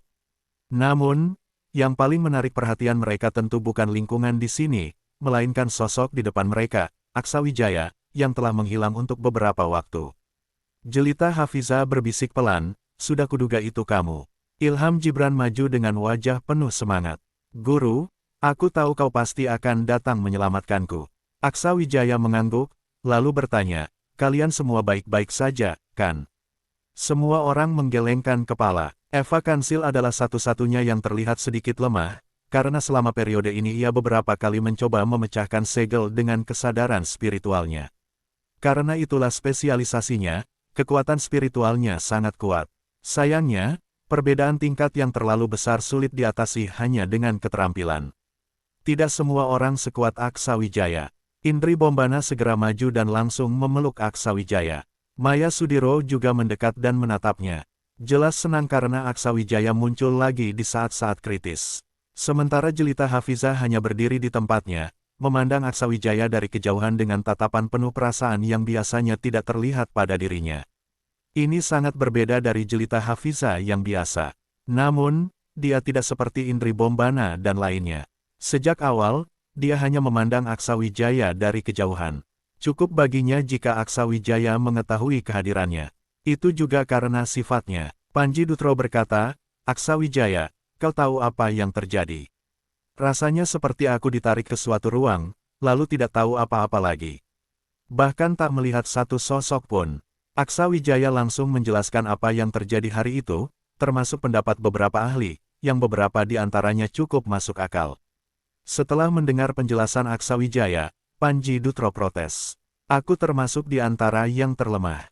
Tidak mungkin, kenapa mereka ditempatkan di atasku? Panji Dutro memang selalu suka bersaing, jadi dia sangat mempermasalahkan hal ini. Aksa Wijaya tersenyum, aku tidak bisa menjawab itu. Nanti kau bisa tanyakan sendiri di puncak langit suci. Namun, aku pikir kalian bisa mempertimbangkan saran para ahli itu. Mereka punya berbagai teknik khusus dan berasal dari 9 langit atas. Sebagian besar dari kalian sudah kehilangan dukungan klan di era ini, jadi memilih jalan yang tepat sangat penting. Aku bisa membawa kalian ke puncak langit suci jika kalian mau. Farid Salakan langsung berkata, meski begitu, kami tak berniat seperti itu. Kau tahu, kami tak ingin terjebak di satu tempat untuk berlatih. Jika bukan karena wilayah dunia rahasia ini terbuka, kami sudah berencana kembali ke Sekte Langit untuk mencarimu di dunia besar. Ini membuat Aksa Wijaya sedikit terkejut. Meskipun dunia besar berbahaya, itu memang tempat terbaik untuk mengasah kemampuan. Namun, ia tahu mereka harus berhati-hati. Setelah berdiskusi, Aksa Wijaya berkata, jika kalian tak mau berguru, setelah Eva Kansil beristirahat, aku akan membawa kalian ke dalam sumur langit suci. Ada banyak warisan khusus di sana yang patut kita jelajahi. Mereka semua mengangguk dan mulai bermeditasi untuk menata energi spiritual mereka. Aksa Wijaya kemudian meninggalkan ruang itu untuk melapor pada Grace Patubun. Saat melihat Aksa Wijaya, Grace Patubun langsung bertanya, mereka baik-baik saja. Aksa Wijaya mengangguk. Tentu, mereka punya banyak trik, dan para ahli itu juga tak berniat mencelakai mereka. Grace Patubun tersenyum. Tanpa kamu, hasilnya mungkin berbeda. Tapi kali ini, aku tak akan memberimu hadiah. Sebagai gantinya, aku memperkenalkan mereka padamu. Kau pasti tertarik dengan informasi mereka. Mendengar ini, Aksa Wijaya bersemangat. Bertemu tokoh-tokoh penting adalah peluang besar baginya. 4 senior itu ada di sini. Mereka punya petunjuk tentang sumur langit suci. Bagaimana menurutmu? Bab 1496, Pemberitahuan. Mendengar kata-kata itu, Aksa Wijaya menunjukkan ekspresi kegembiraan. Dia tidak menyangka bahwa keempat orang ini juga pernah masuk ke sumur langit suci. Mereka semua adalah ahli di tingkat alam keabadian dewa, dan pada masanya, pastinya merupakan sosok jenius luar biasa, tidak kalah dengan Murdi Tiasa dan yang lainnya. Di sumur langit suci ini, mereka pasti memperoleh banyak hal berharga. Jika tidak, mana mungkin mereka berbicara seperti itu kepadanya. Dengan status mereka, jika informasi yang diberikan biasa saja, lebih baik tidak mengatakannya. Dari ekspresi keempat orang itu, Aksa Wijaya yakin bahwa keberuntungannya kali ini benar-benar datang. Kalau begitu, junior ini mengucapkan terima kasih terlebih dahulu kepada para senior. Namun, ada beberapa hal yang saya rasa kalian semua akan tertarik. Mau mendengarnya? Mata semua orang langsung berbinar, jelas. Mereka memikirkan sesuatu. Harus diketahui bahwa sumur langit suci ini telah dibuka berkali-kali. Banyak legenda beredar tentangnya. Setiap kali dibuka, tokoh-tokoh hebat dari 9 benua mengirimkan orang untuk masuk, berharap menemukan sesuatu. Hingga saat ini, situasinya tetap sama. Namun, sebelum Grace Patubun berbicara, para tokoh besar yang telah tersembunyi selama bertahun-tahun datang mendekat. Mereka langsung memberikan sumber daya yang telah dijanjikan kepada Aksa Wijaya, sebagai bentuk ucapan terima kasih. Bagaimanapun, Aksa Wijaya telah membawa kembali murid-murid mereka, beberapa di antaranya bahkan memiliki hubungan darah dengan mereka. Ada pula murid dengan bakat luar biasa. Jika mereka hilang, berarti usaha bertahun-tahun mereka akan sia-sia. Toh, beberapa talenta memang membutuhkan banyak sumber daya untuk benar-benar mengeluarkan potensi mereka. Setelah berbasa-basi beberapa kalimat, mereka pergi ke sisi lain untuk mendiskusikan rencana selanjutnya. Mereka tahu bahwa Aksa Wijaya dan lainnya akan kembali ke sumur langit suci, yang menunjukkan bahwa situasi di dalam sana kemungkinan telah membaik, tidak lagi sulit dikendalikan seperti sebelumnya. Kini mereka ragu-ragu, apakah akan membiarkan murid-murid mereka masuk kembali. Baik untuk mencari warisan maupun rahasia, sumur langit suci tetap menjadi pilihan utama. Saat itu, Grace Patubun langsung menggunakan penghalang untuk melingkupi Aksa Wijaya dan beberapa orang lainnya bersama mereka berlima. Dengan penuh harapan, Grace Patubun menatap Aksa Wijaya. Sekarang kamu bisa mulai bicara. Kuharap kamu tidak mengecewakan kami. Aksa Wijaya berkata, tentu saja tidak. Apa yang ingin para leluhur ketahui tak lain adalah asal-usul sumur langit suci ini, kebenaran di balik legenda-legenda tersebut, dan rahasia yang tersembunyi di dalamnya. Mendengar ini, kelima orang itu menunjukkan ekspresi terkejut. Aksa Wijaya memang tepat, inilah yang ingin mereka ketahui selama bertahun-tahun. Terutama Grace Patubun, yang sudah mencapai tingkat tersebut, dia jelas menjadi yang paling antusias. Aksa Wijaya melanjutkan, sumur langit suci ini sebenarnya adalah jalur penghubung antara dunia 9 langit atas dan 9 benua. Namun, jalur mundur telah ditutup. Para ahli yang membuka wilayah manusia pada masa itu tidak bisa kembali ke dunia 9 langit atas. Akhirnya, mereka mengubah jalur itu menjadi sebuah wilayah rahasia, yaitu sumur langit suci yang kalian lihat sekarang. Pernyataan sederhana itu mengandung terlalu banyak informasi, membuat semua orang terkejut. Mereka menatap Aksa Wijaya dengan tak percaya, apa yang kamu katakan itu benar. Aksa Wijaya menjawab, tentu saja. Selain itu, jalur itu bukan tidak bisa ditembus, hanya saja tidak mudah. Para tokoh besar pada masa itu secara bertahap sudah meninggalkan tempat ini dan kembali ke dunia 9 langit atas. Para penghuni asli di sumur langit suci ini sebenarnya adalah keturunan atau murid mereka. Mata Grace Patubun berkilat. Ia sebelumnya memang memiliki dugaan serupa, tetapi tidak ada yang bisa membuktikan hal ini. Alasan sangat sederhana, bahkan Murdi Tiasa, yang bepergian bersama Aksa Wijaya sepanjang perjalanan ini, tidak memperhatikan hal-hal tersebut. Apalagi, informasi ini berasal dari para senior di dalam tempat rahasia itu sendiri, sehingga tidak ada yang tahu. Namun, Grace Patubun benar-benar mempercayai Aksa Wijaya sepenuhnya. Alasannya sederhana, Aksa Wijaya tidak memiliki alasan untuk membohonginya, apalagi membual, itu bahkan lebih tidak mungkin.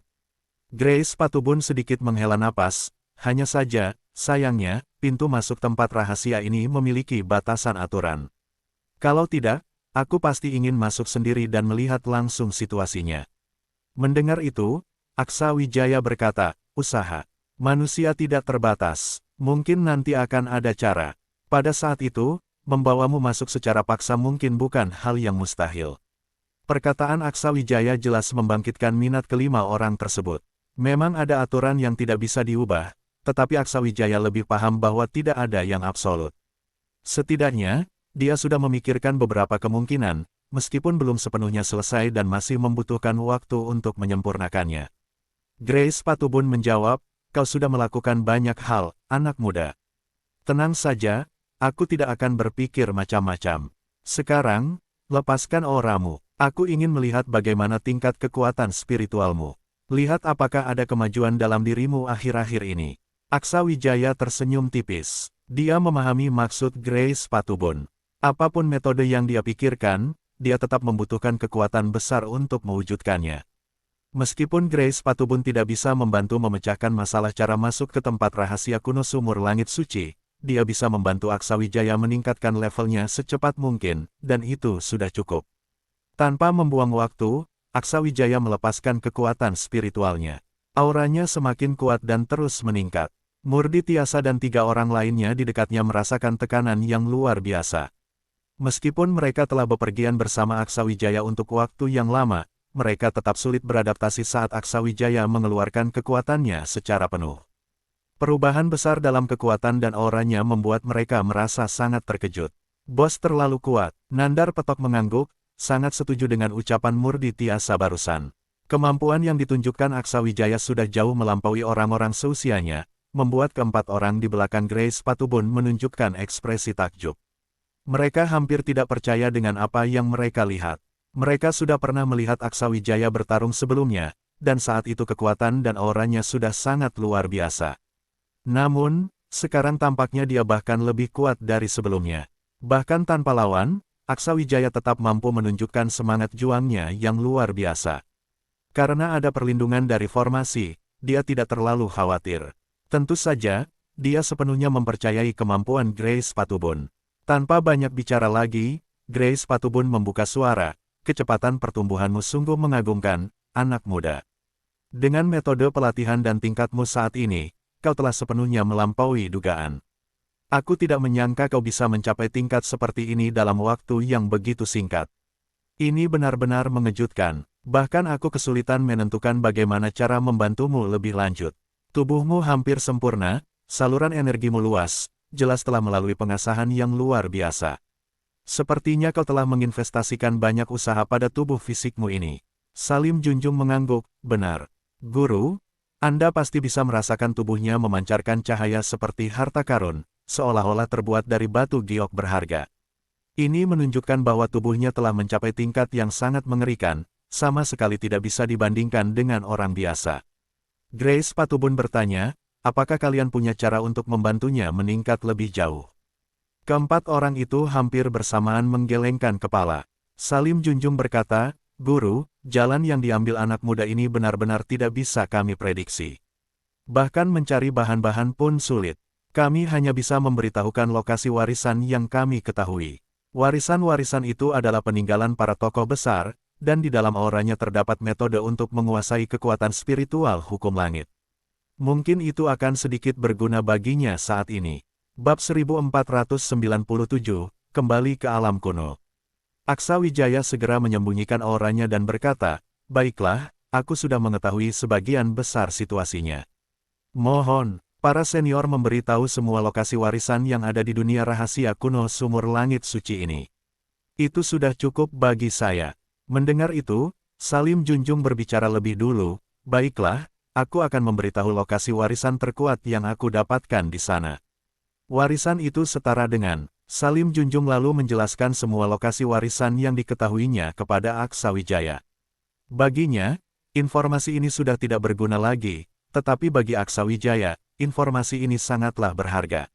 Setelah itu, Andina Dalman, Sindar Palolo, dan Ronald Biromaru juga mengungkapkan lokasi warisan yang mereka ketahui, beserta hal-hal yang perlu diperhatikan. Aksawijaya mendengarkan dengan saksama, jelas tidak ingin melewatkan detail apapun agar tidak membuang waktu saat di dalam sana. Di sisi lain, Murdi Tiasa dan dua orang lainnya tampak sangat antusias. Mereka penasaran hanya dengan mendengar kualitas dan keistimewaan warisan tersebut. Sekarang, mereka hanya menunggu tim Aksawijaya untuk segera muncul sehingga mereka dapat masuk bersama ke dalam alam rahasia dan melihat apakah warisan itu benar-benar sehebat yang dikatakan keempat orang tersebut. Tak lama kemudian, Aksawijaya kembali melepaskan auranya. Kali ini, hanya Grace Patubun dan Aksawijaya yang ada. Grace Patubun jelas sedang membimbing Aksawijaya. Grace Patubun dijuluki sebagai Dewa Perang, bukan tanpa alasan. Banyak orang tahu kemampuan luar biasanya. Misalnya, Ronald Biromaru dan 3 orang lainnya yang berada tak jauh di belakangnya, mereka bisa disebut setengah murid Grace Patubun. Grace Patubun telah banyak membantu mereka di masa lalu, sehingga kekuatan dan tingkat kultivasi mereka meningkat pesat.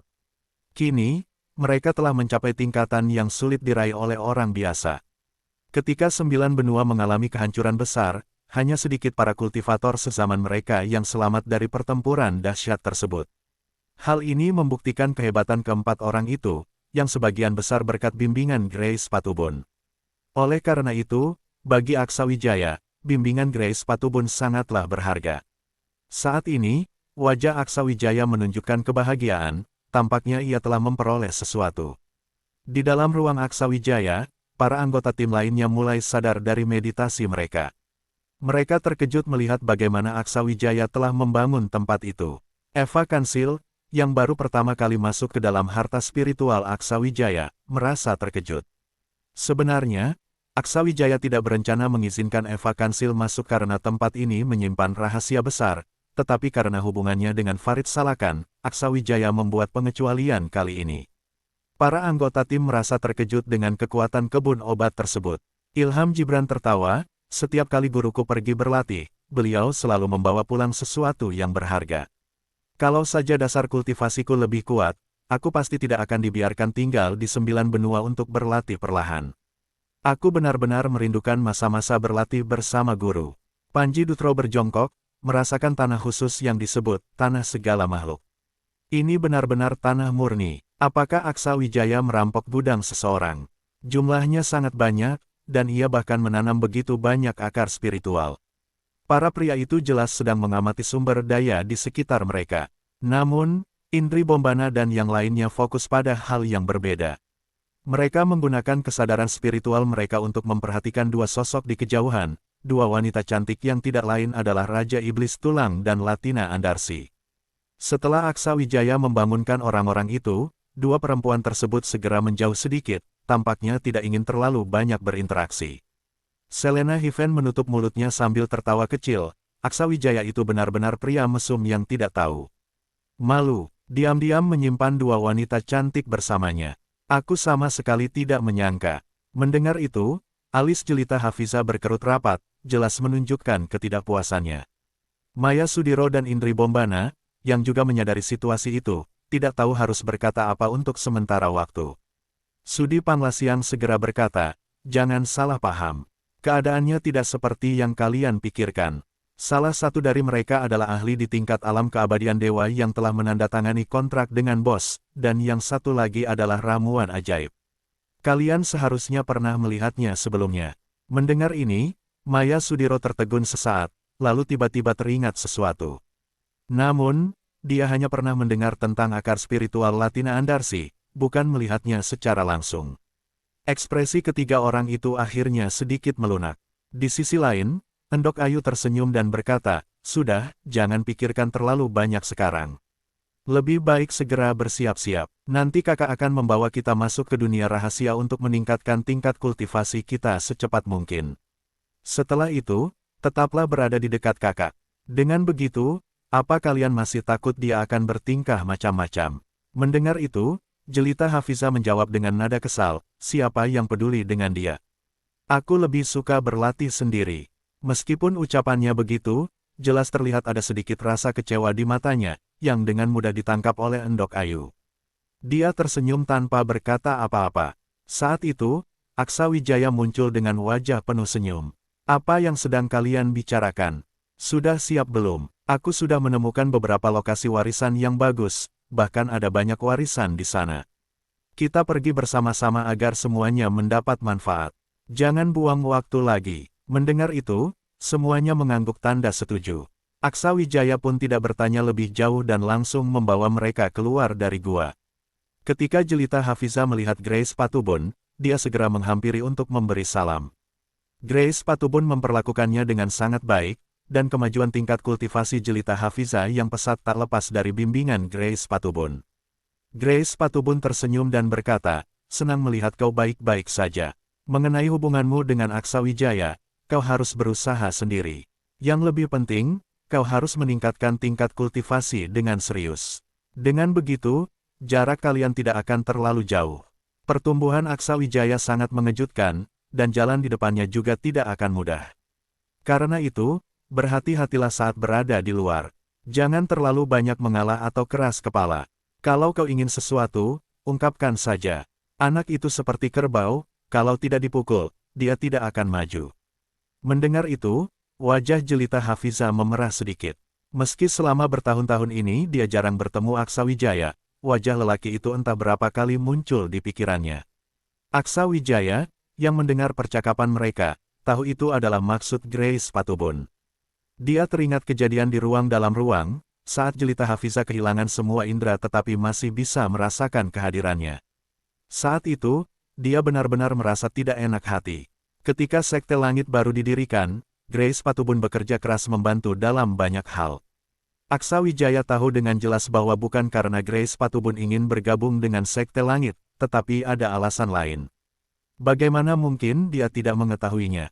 Melihat Maya Sudiro dan Indri Bombana, Aksa Wijaya merasa sedikit tak berdaya. Kenangan lama tiba-tiba menyeruak di pikirannya.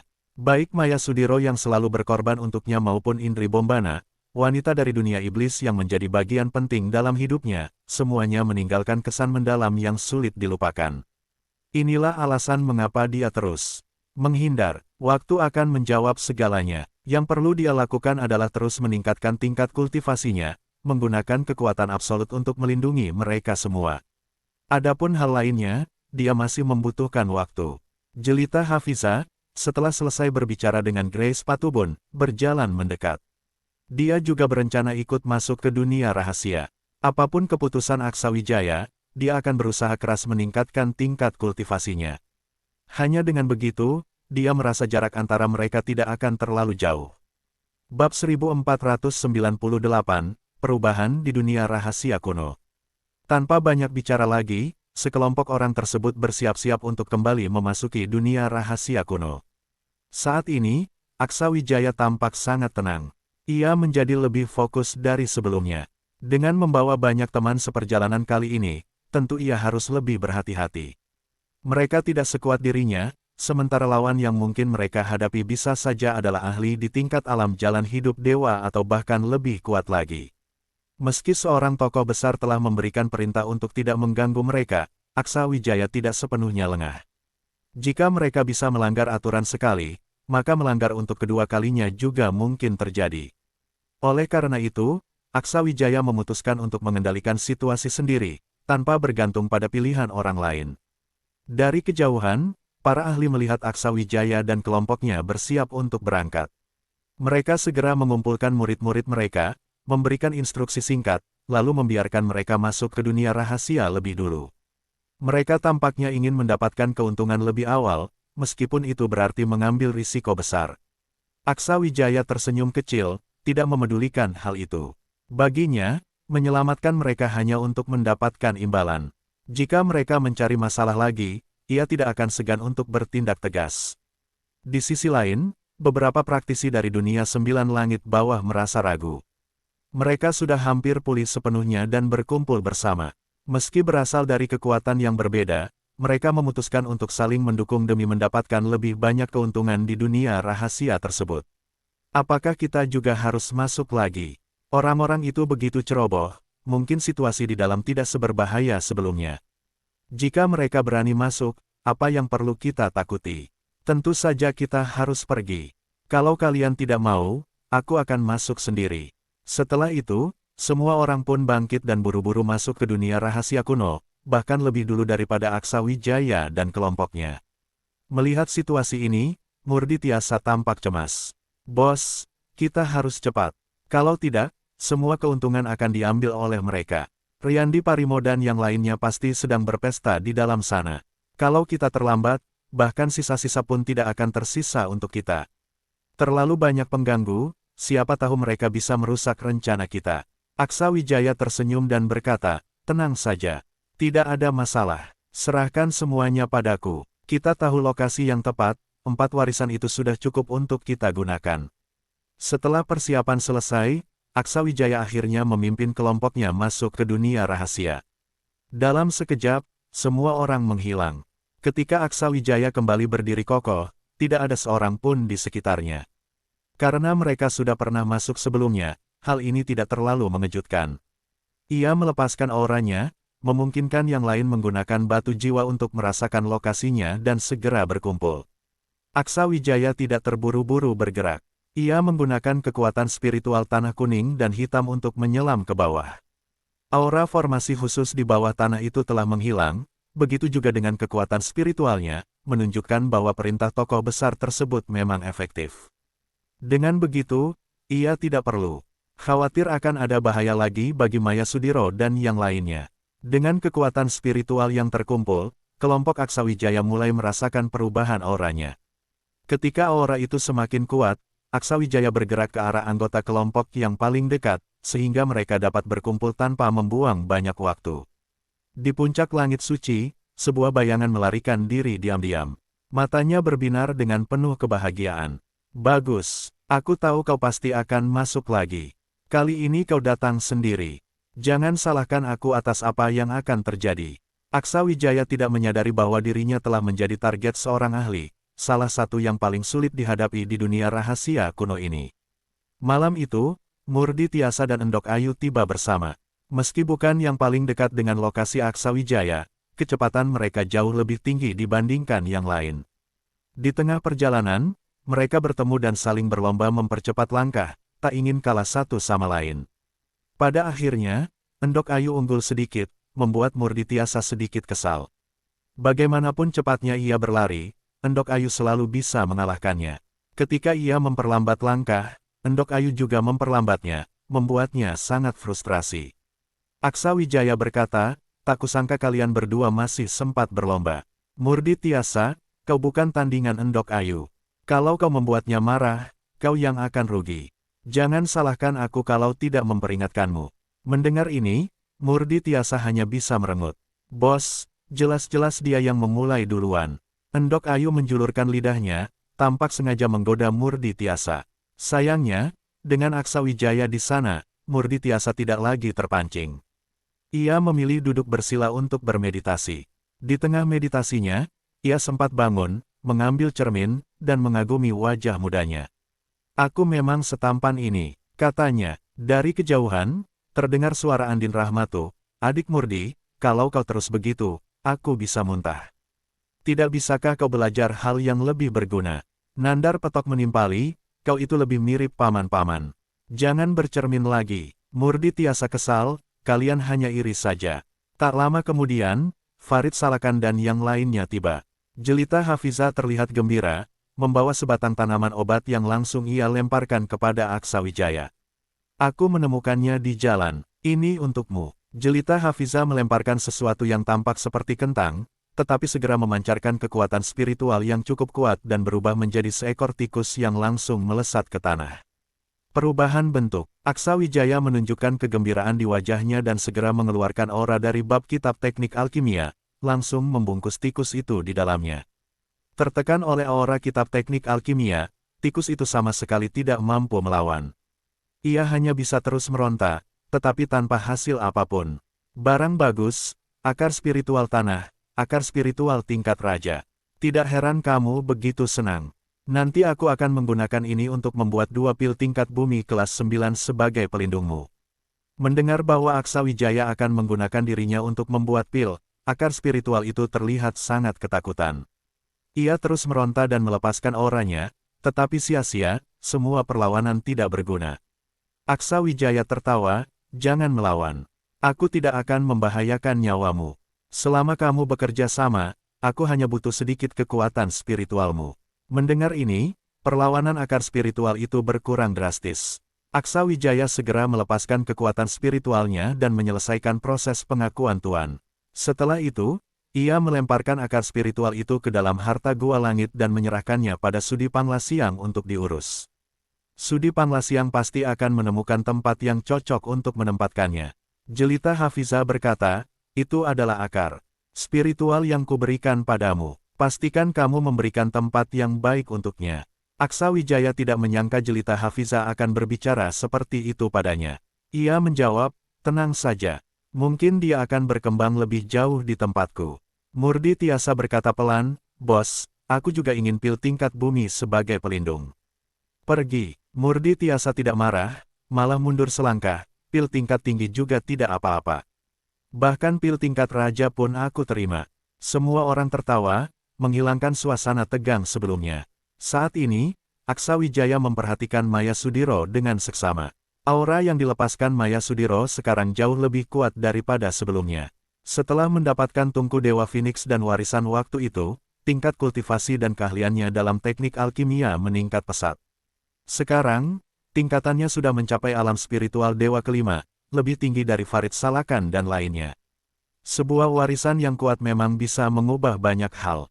Maya Sudiro dipenuhi aura api, hasil dari energi api asing di tungku Dewa Phoenix, membuatnya semakin menarik. Maya Sudiro adalah impian Aksawijaya di kehidupan sebelumnya, yang tidak bisa digantikan siapapun. Maya Sudiro juga selalu percaya pada ketulusan Aksawijaya terhadapnya. Dari pertemuan pertama mereka hingga sekarang, bertahun-tahun telah berlalu. Wajah Aksawijaya tidak berubah, begitu pula wajah Maya Sudiro yang tetap muda. Tatapan Aksawijaya padanya selalu sama.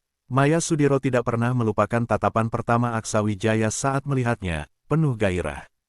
Meski selama bertahun-tahun mereka tidak sering bepergian bersama, setiap pertemuan selalu sangat berarti bagi Maya Sudiro. Aksawijaya selalu meninggalkan kenangan indah untuknya. Adapun Indri Bombana, sejak Aksawijaya muncul, tatapannya seakan tidak pernah lepas dari Aksawijaya. Setelah menjadi ratu racun, gadis kecil itu seolah lenyap, tetapi bagi Aksawijaya, ia tetap seperti sahabat dari masa lalu di dunia obat dan racun. Perasaan Aksawijaya padanya rumit, tetapi Indri Bombana tidak pernah memaksakan apapun.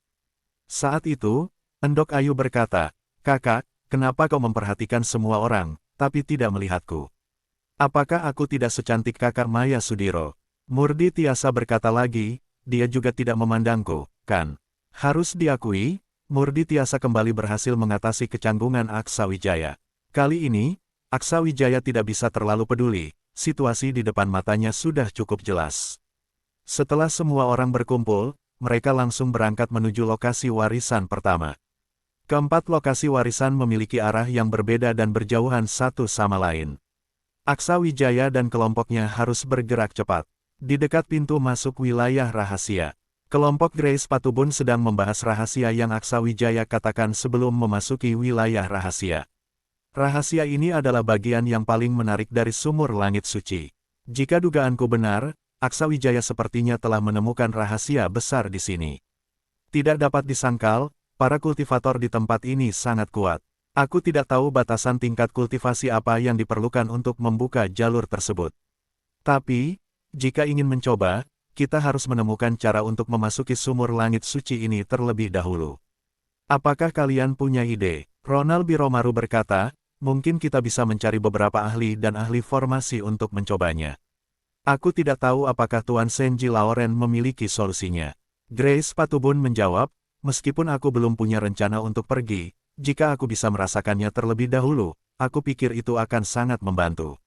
Jika kita bisa membuka jalan menuju 9 benua dan dunia langit atas, itu akan luar biasa.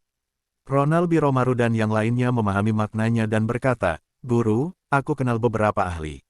Aku bisa menghubungi mereka. Jika mereka tahu Anda yang mengundang, aku yakin mereka tidak akan menolak. Sayangnya, seorang master formasi sejati sangat sulit ditemukan.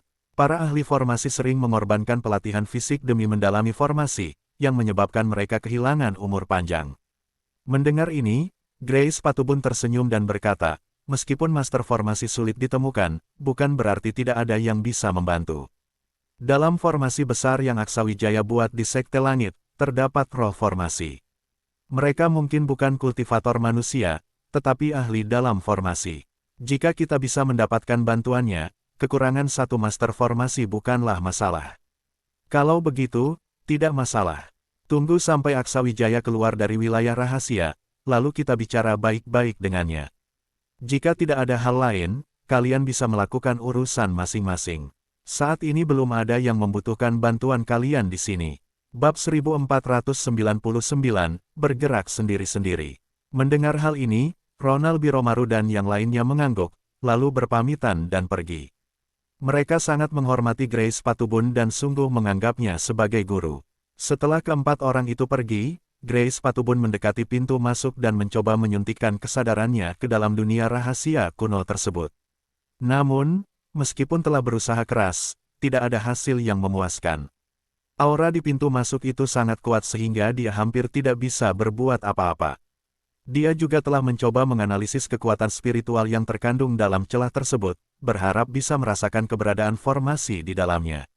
Sayangnya, itu tidak mudah karena pengetahuannya tentang formasi masih terbatas. Namun, dia yakin akan kekuatan spiritual yang besar di dalamnya.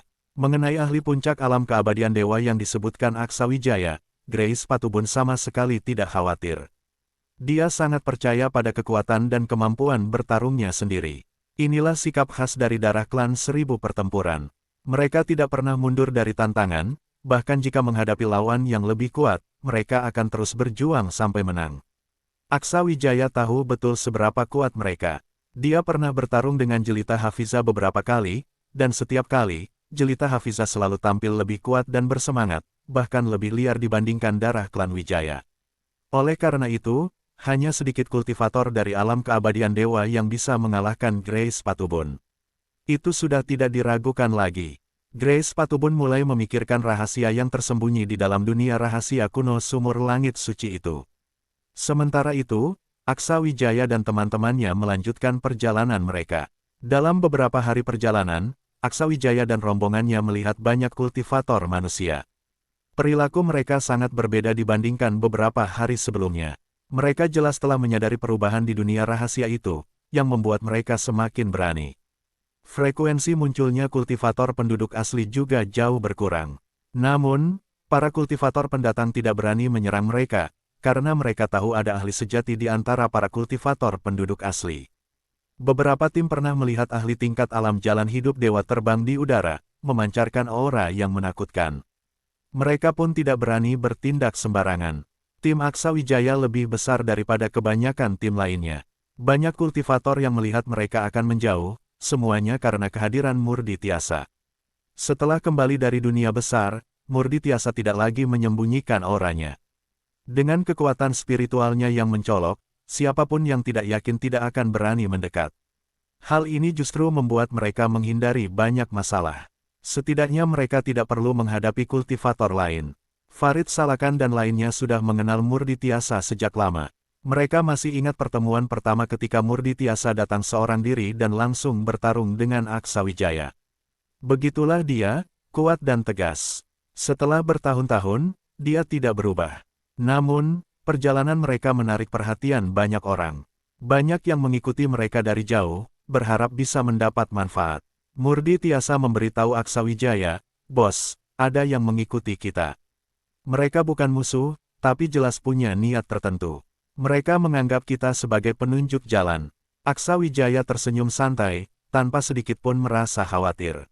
"Biarkan saja, mereka mungkin berharap kita menemukan tempat warisan. Tapi bahkan jika mereka mengikuti kita ke sana, mereka tidak akan bisa masuk. Yang perlu kita waspadai adalah kultivator penduduk asli. Murdi Tiasa mengangguk tanpa berkata apa-apa lagi. Sepanjang perjalanan, suasana di antara mereka sangat harmonis. Namun, Aksawijaya tiba-tiba merasakan firasat buruk. Sejak menyelamatkan semua orang ini, perasaan itu tidak pernah muncul lagi. Aksawijaya memberitahu Murdi Tiasa, "Kau datang ke sini sebentar." Murdi Tiasa mendekat tanpa menarik perhatian. "Ada apa, bos?" tanyanya. "Ada sesuatu yang tidak beres. Ingat baik-baik tanda-tanda ruang ini. Jika terjadi sesuatu, bawa mereka ke 4 tempat warisan ini. Jika ada penghalang yang tidak bisa ditembus, minta bantuan Endok Ayu. Dia sama kuatnya denganku." Mendengar ini, Murdi Tiasa mengernyit, menyadari maksud di balik kata-kata Aksawijaya. "Bos, apa kau akan pergi?" Aksawijaya berkata, "Aku tidak benar-benar pergi, aku tetap di sekitar, mengikuti kalian, melindungi kalian. Selama kalian berhati-hati, tidak akan terjadi masalah besar." Murdi Tiasa segera bertanya, "Bos, jangan bicara seperti itu. Jika kau menghadapi masalah, kami pasti akan membantumu. Setidaknya membantu mengulur waktu, itu masih dalam kemampuan kami." Aksawijaya menggelengkan kepala, "Ikuti rencana yang sudah kuatur. Aku akan membantumu, membawa mereka untuk berlatih, tugas itu serahkan saja pada Endok Ayu. Dia lebih hebat daripada aku." Namun, Aksawijaya dengan tegas menjawab Murdi Tiasa, "Tidak bisa. Situasi Endok Ayu berbeda dengan kalian. Dia tidak akan membiarkanku dalam bahaya. Jika begitu, itu mungkin malah akan menimbulkan lebih banyak masalah. Kamu fokus saja memimpin mereka pergi. Apa kau tidak percaya pada kekuatanku?" Dalam tatapan Aksawijaya, Murdi Tiasa hanya melihat keteguhan. Ia tahu betul karakter Aksawijaya, jika dia sudah memutuskan sesuatu, tak peduli berapa banyak yang dikatakan, tidak akan ada gunanya. "Baiklah, bos, berhati-hatilah. Kami akan menunggumu di tempat warisan." Aksawijaya memang tidak tahu apa yang sebenarnya terjadi, namun prioritasnya saat ini bukanlah meneliti masalah itu. Lingkungan di sekitar yang penuh energi spiritual membuat Aksawijaya tidak dapat merasakan apapun yang berbeda. Perasaan buruk itu entah berasal dari mana. Dia harus menjaga jarak dari kelompoknya. Jika kelompok itu menemui masalah, ia bisa segera turun tangan. Namun, jika dia sendiri yang bermasalah, mereka tidak akan terlibat. Aksawijaya sangat paham, Farid Salakan dan yang lainnya saat ini membutuhkan kekuatan warisan yang besar. Dengan hanya berlatih, mereka sulit mengejar para jenius di 9 langit. Mereka harus berusaha lebih keras agar bisa meningkatkan kekuatan mereka. Keempat tempat warisan ini memiliki kualitas yang luar biasa tinggi, kesempatan emas seperti ini tidak boleh dilewatkan. Aksawijaya harus memastikan segalanya berjalan lancar. Orang-orang ini adalah mereka yang harus ia lindungi. Adapun masalah yang muncul, biar dia sendiri yang mengatasinya. Selain Murdi Tiasa, tidak ada yang tahu apa yang dipikirkan Aksawijaya. Kelompok itu terus mengobrol, dan karena Aksawijaya serta Murdi Tiasa membelakangi mereka, tak seorang pun menyadari perubahan ekspresi Murdi Tiasa. Tiba-tiba Aksawijaya berkata, "Aku merasakan di arah itu ada sekumpulan tumbuhan spiritual berkualitas bagus. Aku akan pergi memanennya. Kalian jangan buang waktu." Murdi Tiasa yang memimpin dan segera ke tujuan. "Jika kalian tiba lebih dulu, Endok Ayu, bantu mereka membuka ruang rahasia." Kelompok itu berhenti melangkah, tampak kebingungan. Endok Ayu langsung berkata, "Kakak, hanya memanen tumbuhan spiritual, kita bisa menunggumu di sini. Cepat pergi dan cepat kembali." Yang lainnya mengangguk, jelas setuju dengan usul itu. Namun Aksawijaya berkata, "Itu area yang sangat luas. Aku butuh waktu 2 atau 3 hari untuk memanennya, bahkan dengan bantuan Sudi Panlasiang. Ini kesempatan besar. Setelah itu, aku akan membuat pil berkualitas tinggi untuk kalian. Kalian tidak perlu membuang waktu di sini. Keempat tempat warisan itu cukup berjauhan. Kalian harus segera jalan. Aku akan segera menyusul." Murdi Tiasa berkata, "Bos sudah bilang begitu, apalagi yang kalian tunggu? Ayo cepat pergi. Kalau tidak, orang lain bisa mendahului kita, dan kita bahkan tidak akan sempat menyesal." Kekuatan kelompok Riyandi Parimo sangat luar biasa. Dari pengalamanku, mereka pasti sudah mulai mencari. Kita harus mempercepat langkah. Dengan kerja sama Murdi Tiasa dan Aksawijaya, kelompok itu akhirnya mengikuti instruksi. Setelah mereka pergi, Aksawijaya terbang ke arah lain. Begitu mereka cukup jauh, dia mengejar lagi, menjaga Maya Sudiro dan yang lainnya tetap dalam jangkauan pandangannya. Hanya dengan begitu dia bisa memberikan bantuan dengan segera. Pada malam itu, perasaan cemas itu muncul kembali, kali ini berlangsung lebih lama. Tengah malam, Aksawijaya tiba-tiba merasakan tekanan tak kasat mata menghampirinya. Kemudian terdengar suara kecil berkata, "Cepat pergi. Tinggalkan wilayah ini." Aksawijaya segera mengeluarkan sebuah jimat teleportasi besar dan tanpa ragu menghancurkannya dengan kekuatan spiritualnya. Namun, bukannya berpindah, jimat itu malah terbakar dan Aksawijaya tetap berada di tempatnya. Dia yakin ruang di tempat ini telah dikunci. Aksawijaya tidak berbicara banyak. Aura dari tanah kuning dan hitam menyelimuti tubuhnya. Dia langsung tenggelam ke dalam tanah, berencana menggunakan teknik penggalian untuk melarikan diri. Kemampuan penyelamatan diri yang baru-baru ini dia pelajari. Meskipun sudah terbiasa, konsumsi energi spiritualnya tetap tinggi. Namun saat itu, sebuah suara terdengar di pikirannya. "Anak muda, teknik penggalianmu lumayan, tapi kalau kau bisa kabur, aku tidak yakin anak-anak itu juga bisa." Mendengar itu, Aksawijaya terdiam, terpaksa berhenti. Dia tahu dengan jelas siapa anak-anak yang dimaksud. Dia menjawab dengan kesadaran spiritual, seorang ahli tingkat alam keabadian dewa menggunakan ancaman seperti ini. Apa tidak merasa kehilangan martabat? Lawan itu, dengan nada santai, berkata, "Asal kau mau muncul, kehilangan muka sedikit tak masalah. Keluar dari tanah itu, aku rasa kita bisa bicara baik-baik." Bab 1500, Ancaman dari Sang Kuat. Jika ini adalah dunia besar, apapun yang dikatakan pihak lawan, Aksawijaya pasti akan segera pergi tanpa ragu. Namun sekarang, lawannya benar-benar menggenggam kelemahannya dengan erat. Orang-orang yang ia pedulikan hampir semua ada di sini. Ia tidak menyangka bahwa seorang tokoh besar di alam keabadian dewa akan dengan langsung menggunakan taktik ancaman seperti ini. Aksawijaya terpaksa menunjukkan dirinya. Ekspresinya dingin, dengan sedikit ketegasan dalam ucapannya. "Kamu adalah ahli di alam keabadian dewa, salah satu yang terbaik di 9 benua. Mengancam generasi muda seperti ini, sungguh tidak terhormat." Ia turun ke tanah, di mana ahli tersebut sudah muncul. Bukan orang lain, melainkan sosok yang pernah menggunakan kekuatan spiritual khusus untuk menangkap orang tempo hari. Aksawijaya sangat berhati-hati terhadapnya, terutama di tempat ini. Meskipun sikap Aksawijaya terlihat dingin, ahli tersebut sama sekali tidak marah. Ia bahkan menunjukkan senyum lebar di wajahnya. "Nak, kalau aku tidak mengancammu seperti ini, bagaimana mungkin kamu akan muncul?" Dari arah mereka pergi, tampaknya itu menuju tempat warisan yang cukup bagus. "Tampaknya kalian mendapatkan informasi yang bisa dipercaya, bukan?"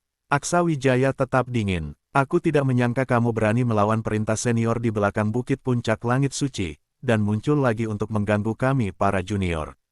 "Mengganggu? Kapan aku mengganggu kalian? Justru kamu yang menerobos ke dalam ruang dunia dalam duniaku, membawa pergi semua murid yang ingin kami pilih. Aku bahkan belum menyalahkanmu. Sekarang aku baru saja muncul untuk bicara, dan kamu sudah tak tahan." Aksawijaya menjawab, "Jika kamu tidak menangkap teman-temanku, aku tak akan repot-repot menerobos puncak langit suci. Apa aku terlihat takut menghadapi masalah? Lagi pula, aku sudah sangat jelas mengatakan bahwa aku hanya membawa mereka pergi dan menjelaskan situasinya. Jika ada yang ingin menjadi murid, mereka pasti akan kembali ke puncak langit suci." Ahli tersebut mengerutkan alisnya dan berkata, "Kalian anak muda sungguh sulit dimengerti. Apa kalian memandang rendah warisan kami? Bahkan untuk menjadi murid saja begitu banyak alasan. Dalam dunia rahasia kuno ini, tak terhitung banyaknya pemuda yang ingin menjadi murid kami. Tapi kalian terus saja menolak, terutama kamu, melihatku seperti melihat wabah. Tapi saat mengambil warisan kami, kenapa kalian tidak bersikap seperti itu?" Aksawijaya menjawab, "Jika setelah menjadi murid kami tidak harus tinggal di sini untuk berlatih dan bebas pergi, aku yakin puncak langit suci akan dipenuhi orang. Sayangnya, itu hanya angan-angan. Bagi para pemuda berbakat yang kamu tangkap, latihan di luar jauh lebih cepat meningkatkan kemampuan dibandingkan tinggal di sini. Walau lingkungan di sini bagus, kultivasi dalam jangka panjang bukanlah solusi terbaik. Selain itu, sumur langit suci ini hanya terbuka sekali dalam 1000 tahun. Mungkin bagi kalian para ahli ini tidak masalah, tapi bagi kami, 1000 tahun adalah waktu yang tak terbayangkan. Aku berani mengatakan, dalam 1000 tahun, tingkat kultivasiku pasti melampauimu. Mengapa aku harus menjadi muridmu? Ahli tersebut terkejut mendengar perkataan Aksawijaya. Ia tidak menyangka Aksawijaya akan berbicara seperti itu. Namun, ia segera kembali tenang dan tersenyum memandang Aksawijaya. Nak, jika orang lain berbicara seperti itu padaku, aku sudah lama menghajarnya. Tapi terhadapmu, aku tidak akan begitu. Karena menemukan seseorang yang membuatku penasaran seperti ini tidaklah mudah. Meski aku baru saja melangkah ke alam keabadian dewa, aku yakin memiliki kemampuan yang cukup. Jalanmu berbeda dengan yang lain, teknikmu juga sangat unik. Karena itu aku memilihmu dan mengabaikan yang lain. Selama kamu menjadi muridku, aku jamin tidak ada orang lain yang akan diganggu lagi. Bagaimana menurutmu? Setelah mengatakan itu, ia khawatir Aksawijaya tidak setuju dan menambahkan. Aku bahkan bisa memberikan janji tertentu. Pikirkan baik-baik. Kamu pasti sudah mencicipi kekuatanku, dan aku yakin kamu tertarik, bukan? Namun, Aksawijaya dengan tegas menjawab, kekuatan spiritual khusus itu tidak ada pengaruhnya padaku. Formasi yang kamu sembunyikan di bawah tanah juga sudah kulihat, termasuk pola kerjanya. Tidak ada yang istimewa. Mungkin ini berguna bagi sebagian besar kultivator, tapi bagiku tidak ada gunanya. Aku rasa, kamu sudah tahu itu. Mendengar hal ini, lawannya tidak terlihat terkejut atau marah. Seperti yang dikatakan Aksawijaya, ia memang telah lama menyadari keunikan Aksawijaya. Itulah alasan mengapa ia tertarik padanya. Selain itu, gadis yang menemani Aksawijaya juga memiliki kemampuan serupa. Meskipun kekuatan gadis itu tidak sekuat Aksawijaya, ia tetap mampu menahan kekuatan spiritualnya. Nak, yang kamu tahan hanyalah kekuatan spiritual di formasi yang aku buat. Ingin mencoba kekuatanku yang sesungguhnya. Jika aku tidak menunjukkannya, kamu tidak akan tahu seberapa ajaib teknikku. Setelah itu, baru kamu bisa membuat keputusan. Tanpa menunggu persetujuan Aksawijaya, kekuatannya langsung meliputi sekeliling. Aksawijaya merasakan ledakan kekuatan spiritual, dan pemandangan di sekitarnya berubah total. Pada saat itu, Aksawijaya merasa dirinya berada di ruang khusus, dipenuhi gambar-gambar asing yang terus-menerus menyerang pikirannya. Kekuatan spiritual melingkupinya, mengandung elemen-elemen yang pernah ia rasakan sebelumnya. Tanpa membuang waktu, Aksawijaya segera melepaskan kekuatan spiritualnya. Dengan teknik cahaya dan kegelapan yang diperkuat di pusat energi, ia mengaktifkan teknik Dewa Iblis untuk tetap fokus. Aksawijaya tetap berdiri di tempat tanpa bergerak sedikit pun, meski kekuatan spiritual terus berubah-ubah. Ia tetap tenang. Di kejauhan, ahli itu terkejut melihat Aksawijaya. Kali ini, ia sendiri merasakan kemampuan Aksawijaya secara langsung, yang jauh melampaui ekspektasinya. Teknik yang ditunjukkan Aksawijaya benar-benar luar biasa. Dia masih bisa bertahan. Jika aku menggunakan seluruh kekuatanku, mungkin dia akan terluka. Tapi pada tingkat ini, sulit untuk memberinya pelajaran. Anak ini benar-benar aneh. Dari mana asal kekuatan khusus itu? Ia merasakan adanya aura khusus dalam tubuh Aksawijaya, tetapi tidak bisa memahami apa sebenarnya aura itu. Dengan terpaksa, dia hanya bisa meningkatkan kekuatan spiritualnya lagi, berharap Aksawijaya mundur dengan sadar. Selama dia merasa Aksawijaya tidak bisa bertahan, dia akan segera berhenti, agar tidak benar-benar melukai Aksawijaya. Namun, saat ini Aksawijaya tidak hanya bertahan melawan kekuatan spiritual lawan. Dia lebih banyak menggunakan auranya untuk menutupi aura lawan. Metode khusus lawan itu mirip dengan ilusi, tetapi juga mengandung kekuatan ruang serta beberapa jenis aura spiritual yang berbeda. Tidak diragukan lagi, orang ini adalah seorang jenius, dengan jalur yang mirip dengan Aksawijaya. Ia percaya bahwa semua metode bisa terhubung, menggabungkan berbagai teknik untuk menciptakan seni bela diri yang lebih kuat. Meskipun cara mereka serupa, terdapat perbedaan mendasar. Kepercayaan Aksawijaya bahwa semua metode dapat terhubung bukan semata-mata karena keahliannya sendiri. Ia memiliki dukungan dari benda spiritual bawaan dan buah esensi dewa sebagai fondasi, yang memungkinkannya menyatu dengan berbagai metode, memahami esensi dari setiap teknik unik. Jika dia harus mempelajari semuanya dari awal sendiri, dia tidak tahu berapa lama waktu yang dibutuhkan untuk menyelesaikannya. Meskipun ini belum mencapai batasnya, perbedaan antara seorang ahli alam keabadian dewa dan dirinya adalah jurang yang tidak dapat dijembatani. Aksa Wijaya sangat menyadari hal ini, dan lawannya jelas sedang menguji sejauh mana batas kemampuannya. Aksa Wijaya tetap tenang, terus memperkuat dirinya dengan kekuatan spiritual. Dia belum mengerahkan semua kekuatannya, tidak ingin lawan mengetahui batasnya. Meski mencoba mematahkan teknik lawan secara paksa tampak tidak mungkin. Namun, lawannya semakin gelisah. Kekuatan spiritual Aksa Wijaya terus menerobos tekniknya. Seni bela diri yang digunakannya telah melampaui harapannya, tetapi Aksa Wijaya tetap tidak terpengaruh, membuatnya bingung. Anak muda, jangan memaksakan diri. Kalau nanti tidak bisa mengendalikan situasi, nyawamu bisa melayang, kata sang ahli. Namun Aksa Wijaya tetap diam, tidak menggubris. Hal ini membuat sang ahli mulai panik. Dia tidak menyangka Aksa Wijaya akan begitu keras kepala dan gigih. Perlu diketahui, dia awalnya hanya ingin menjadikan Aksa Wijaya sebagai muridnya. Jika tanpa sengaja membunuh Aksa Wijaya, itu benar-benar merugikan dirinya sendiri.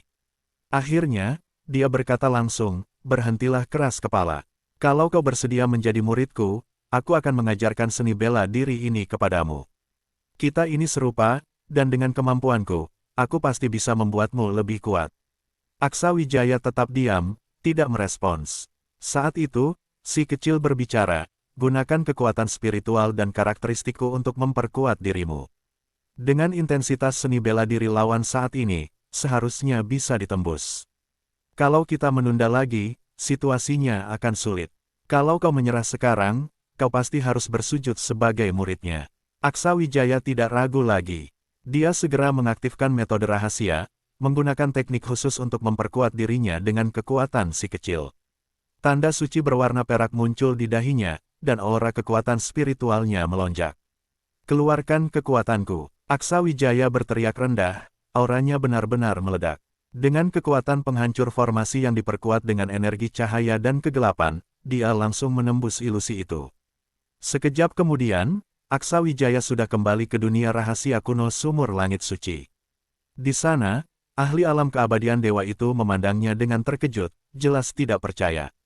Itu kekuatan apa? Dia memandang tanda suci di dahi Aksa Wijaya yang perlahan memudar, terdiam dalam kebingungan. Dalam sekejap, Aksa Wijaya tampak seperti orang yang berbeda. Dia tiba-tiba teringat sesuatu, hewan peliharaan. Apakah itu aura binatang spiritual? Tapi kekuatan tadi hanya penguatan dari kekuatan spiritualmu sendiri. Mungkinkah itu binatang spiritual yang memiliki sumber kekuatan yang sama denganmu? Ini aneh sekali. Aksa Wijaya tidak langsung menjawab, melainkan bertanya balik, apakah menurutmu seni bela dirimu masih berguna melawanku? Mendengar ini, sang ahli tampak tidak senang. Kalau bukan karena aku menahan diri, bahkan 10 orang sepertimu tidak akan bisa menembus seni bela diriku. Nyawamu bisa kuambil dalam hitungan menit. Jika aku tidak ceroboh, kau tidak akan pernah bisa mematahkan seni bela diriku. Apakah senior ingin mengingkari kata-katanya? Tanya Aksa Wijaya. Sang ahli tersenyum tipis, mengingkari. Kapan aku mengatakan bahwa aku akan membiarkanmu pergi jika kau mematahkan seni bela diriku?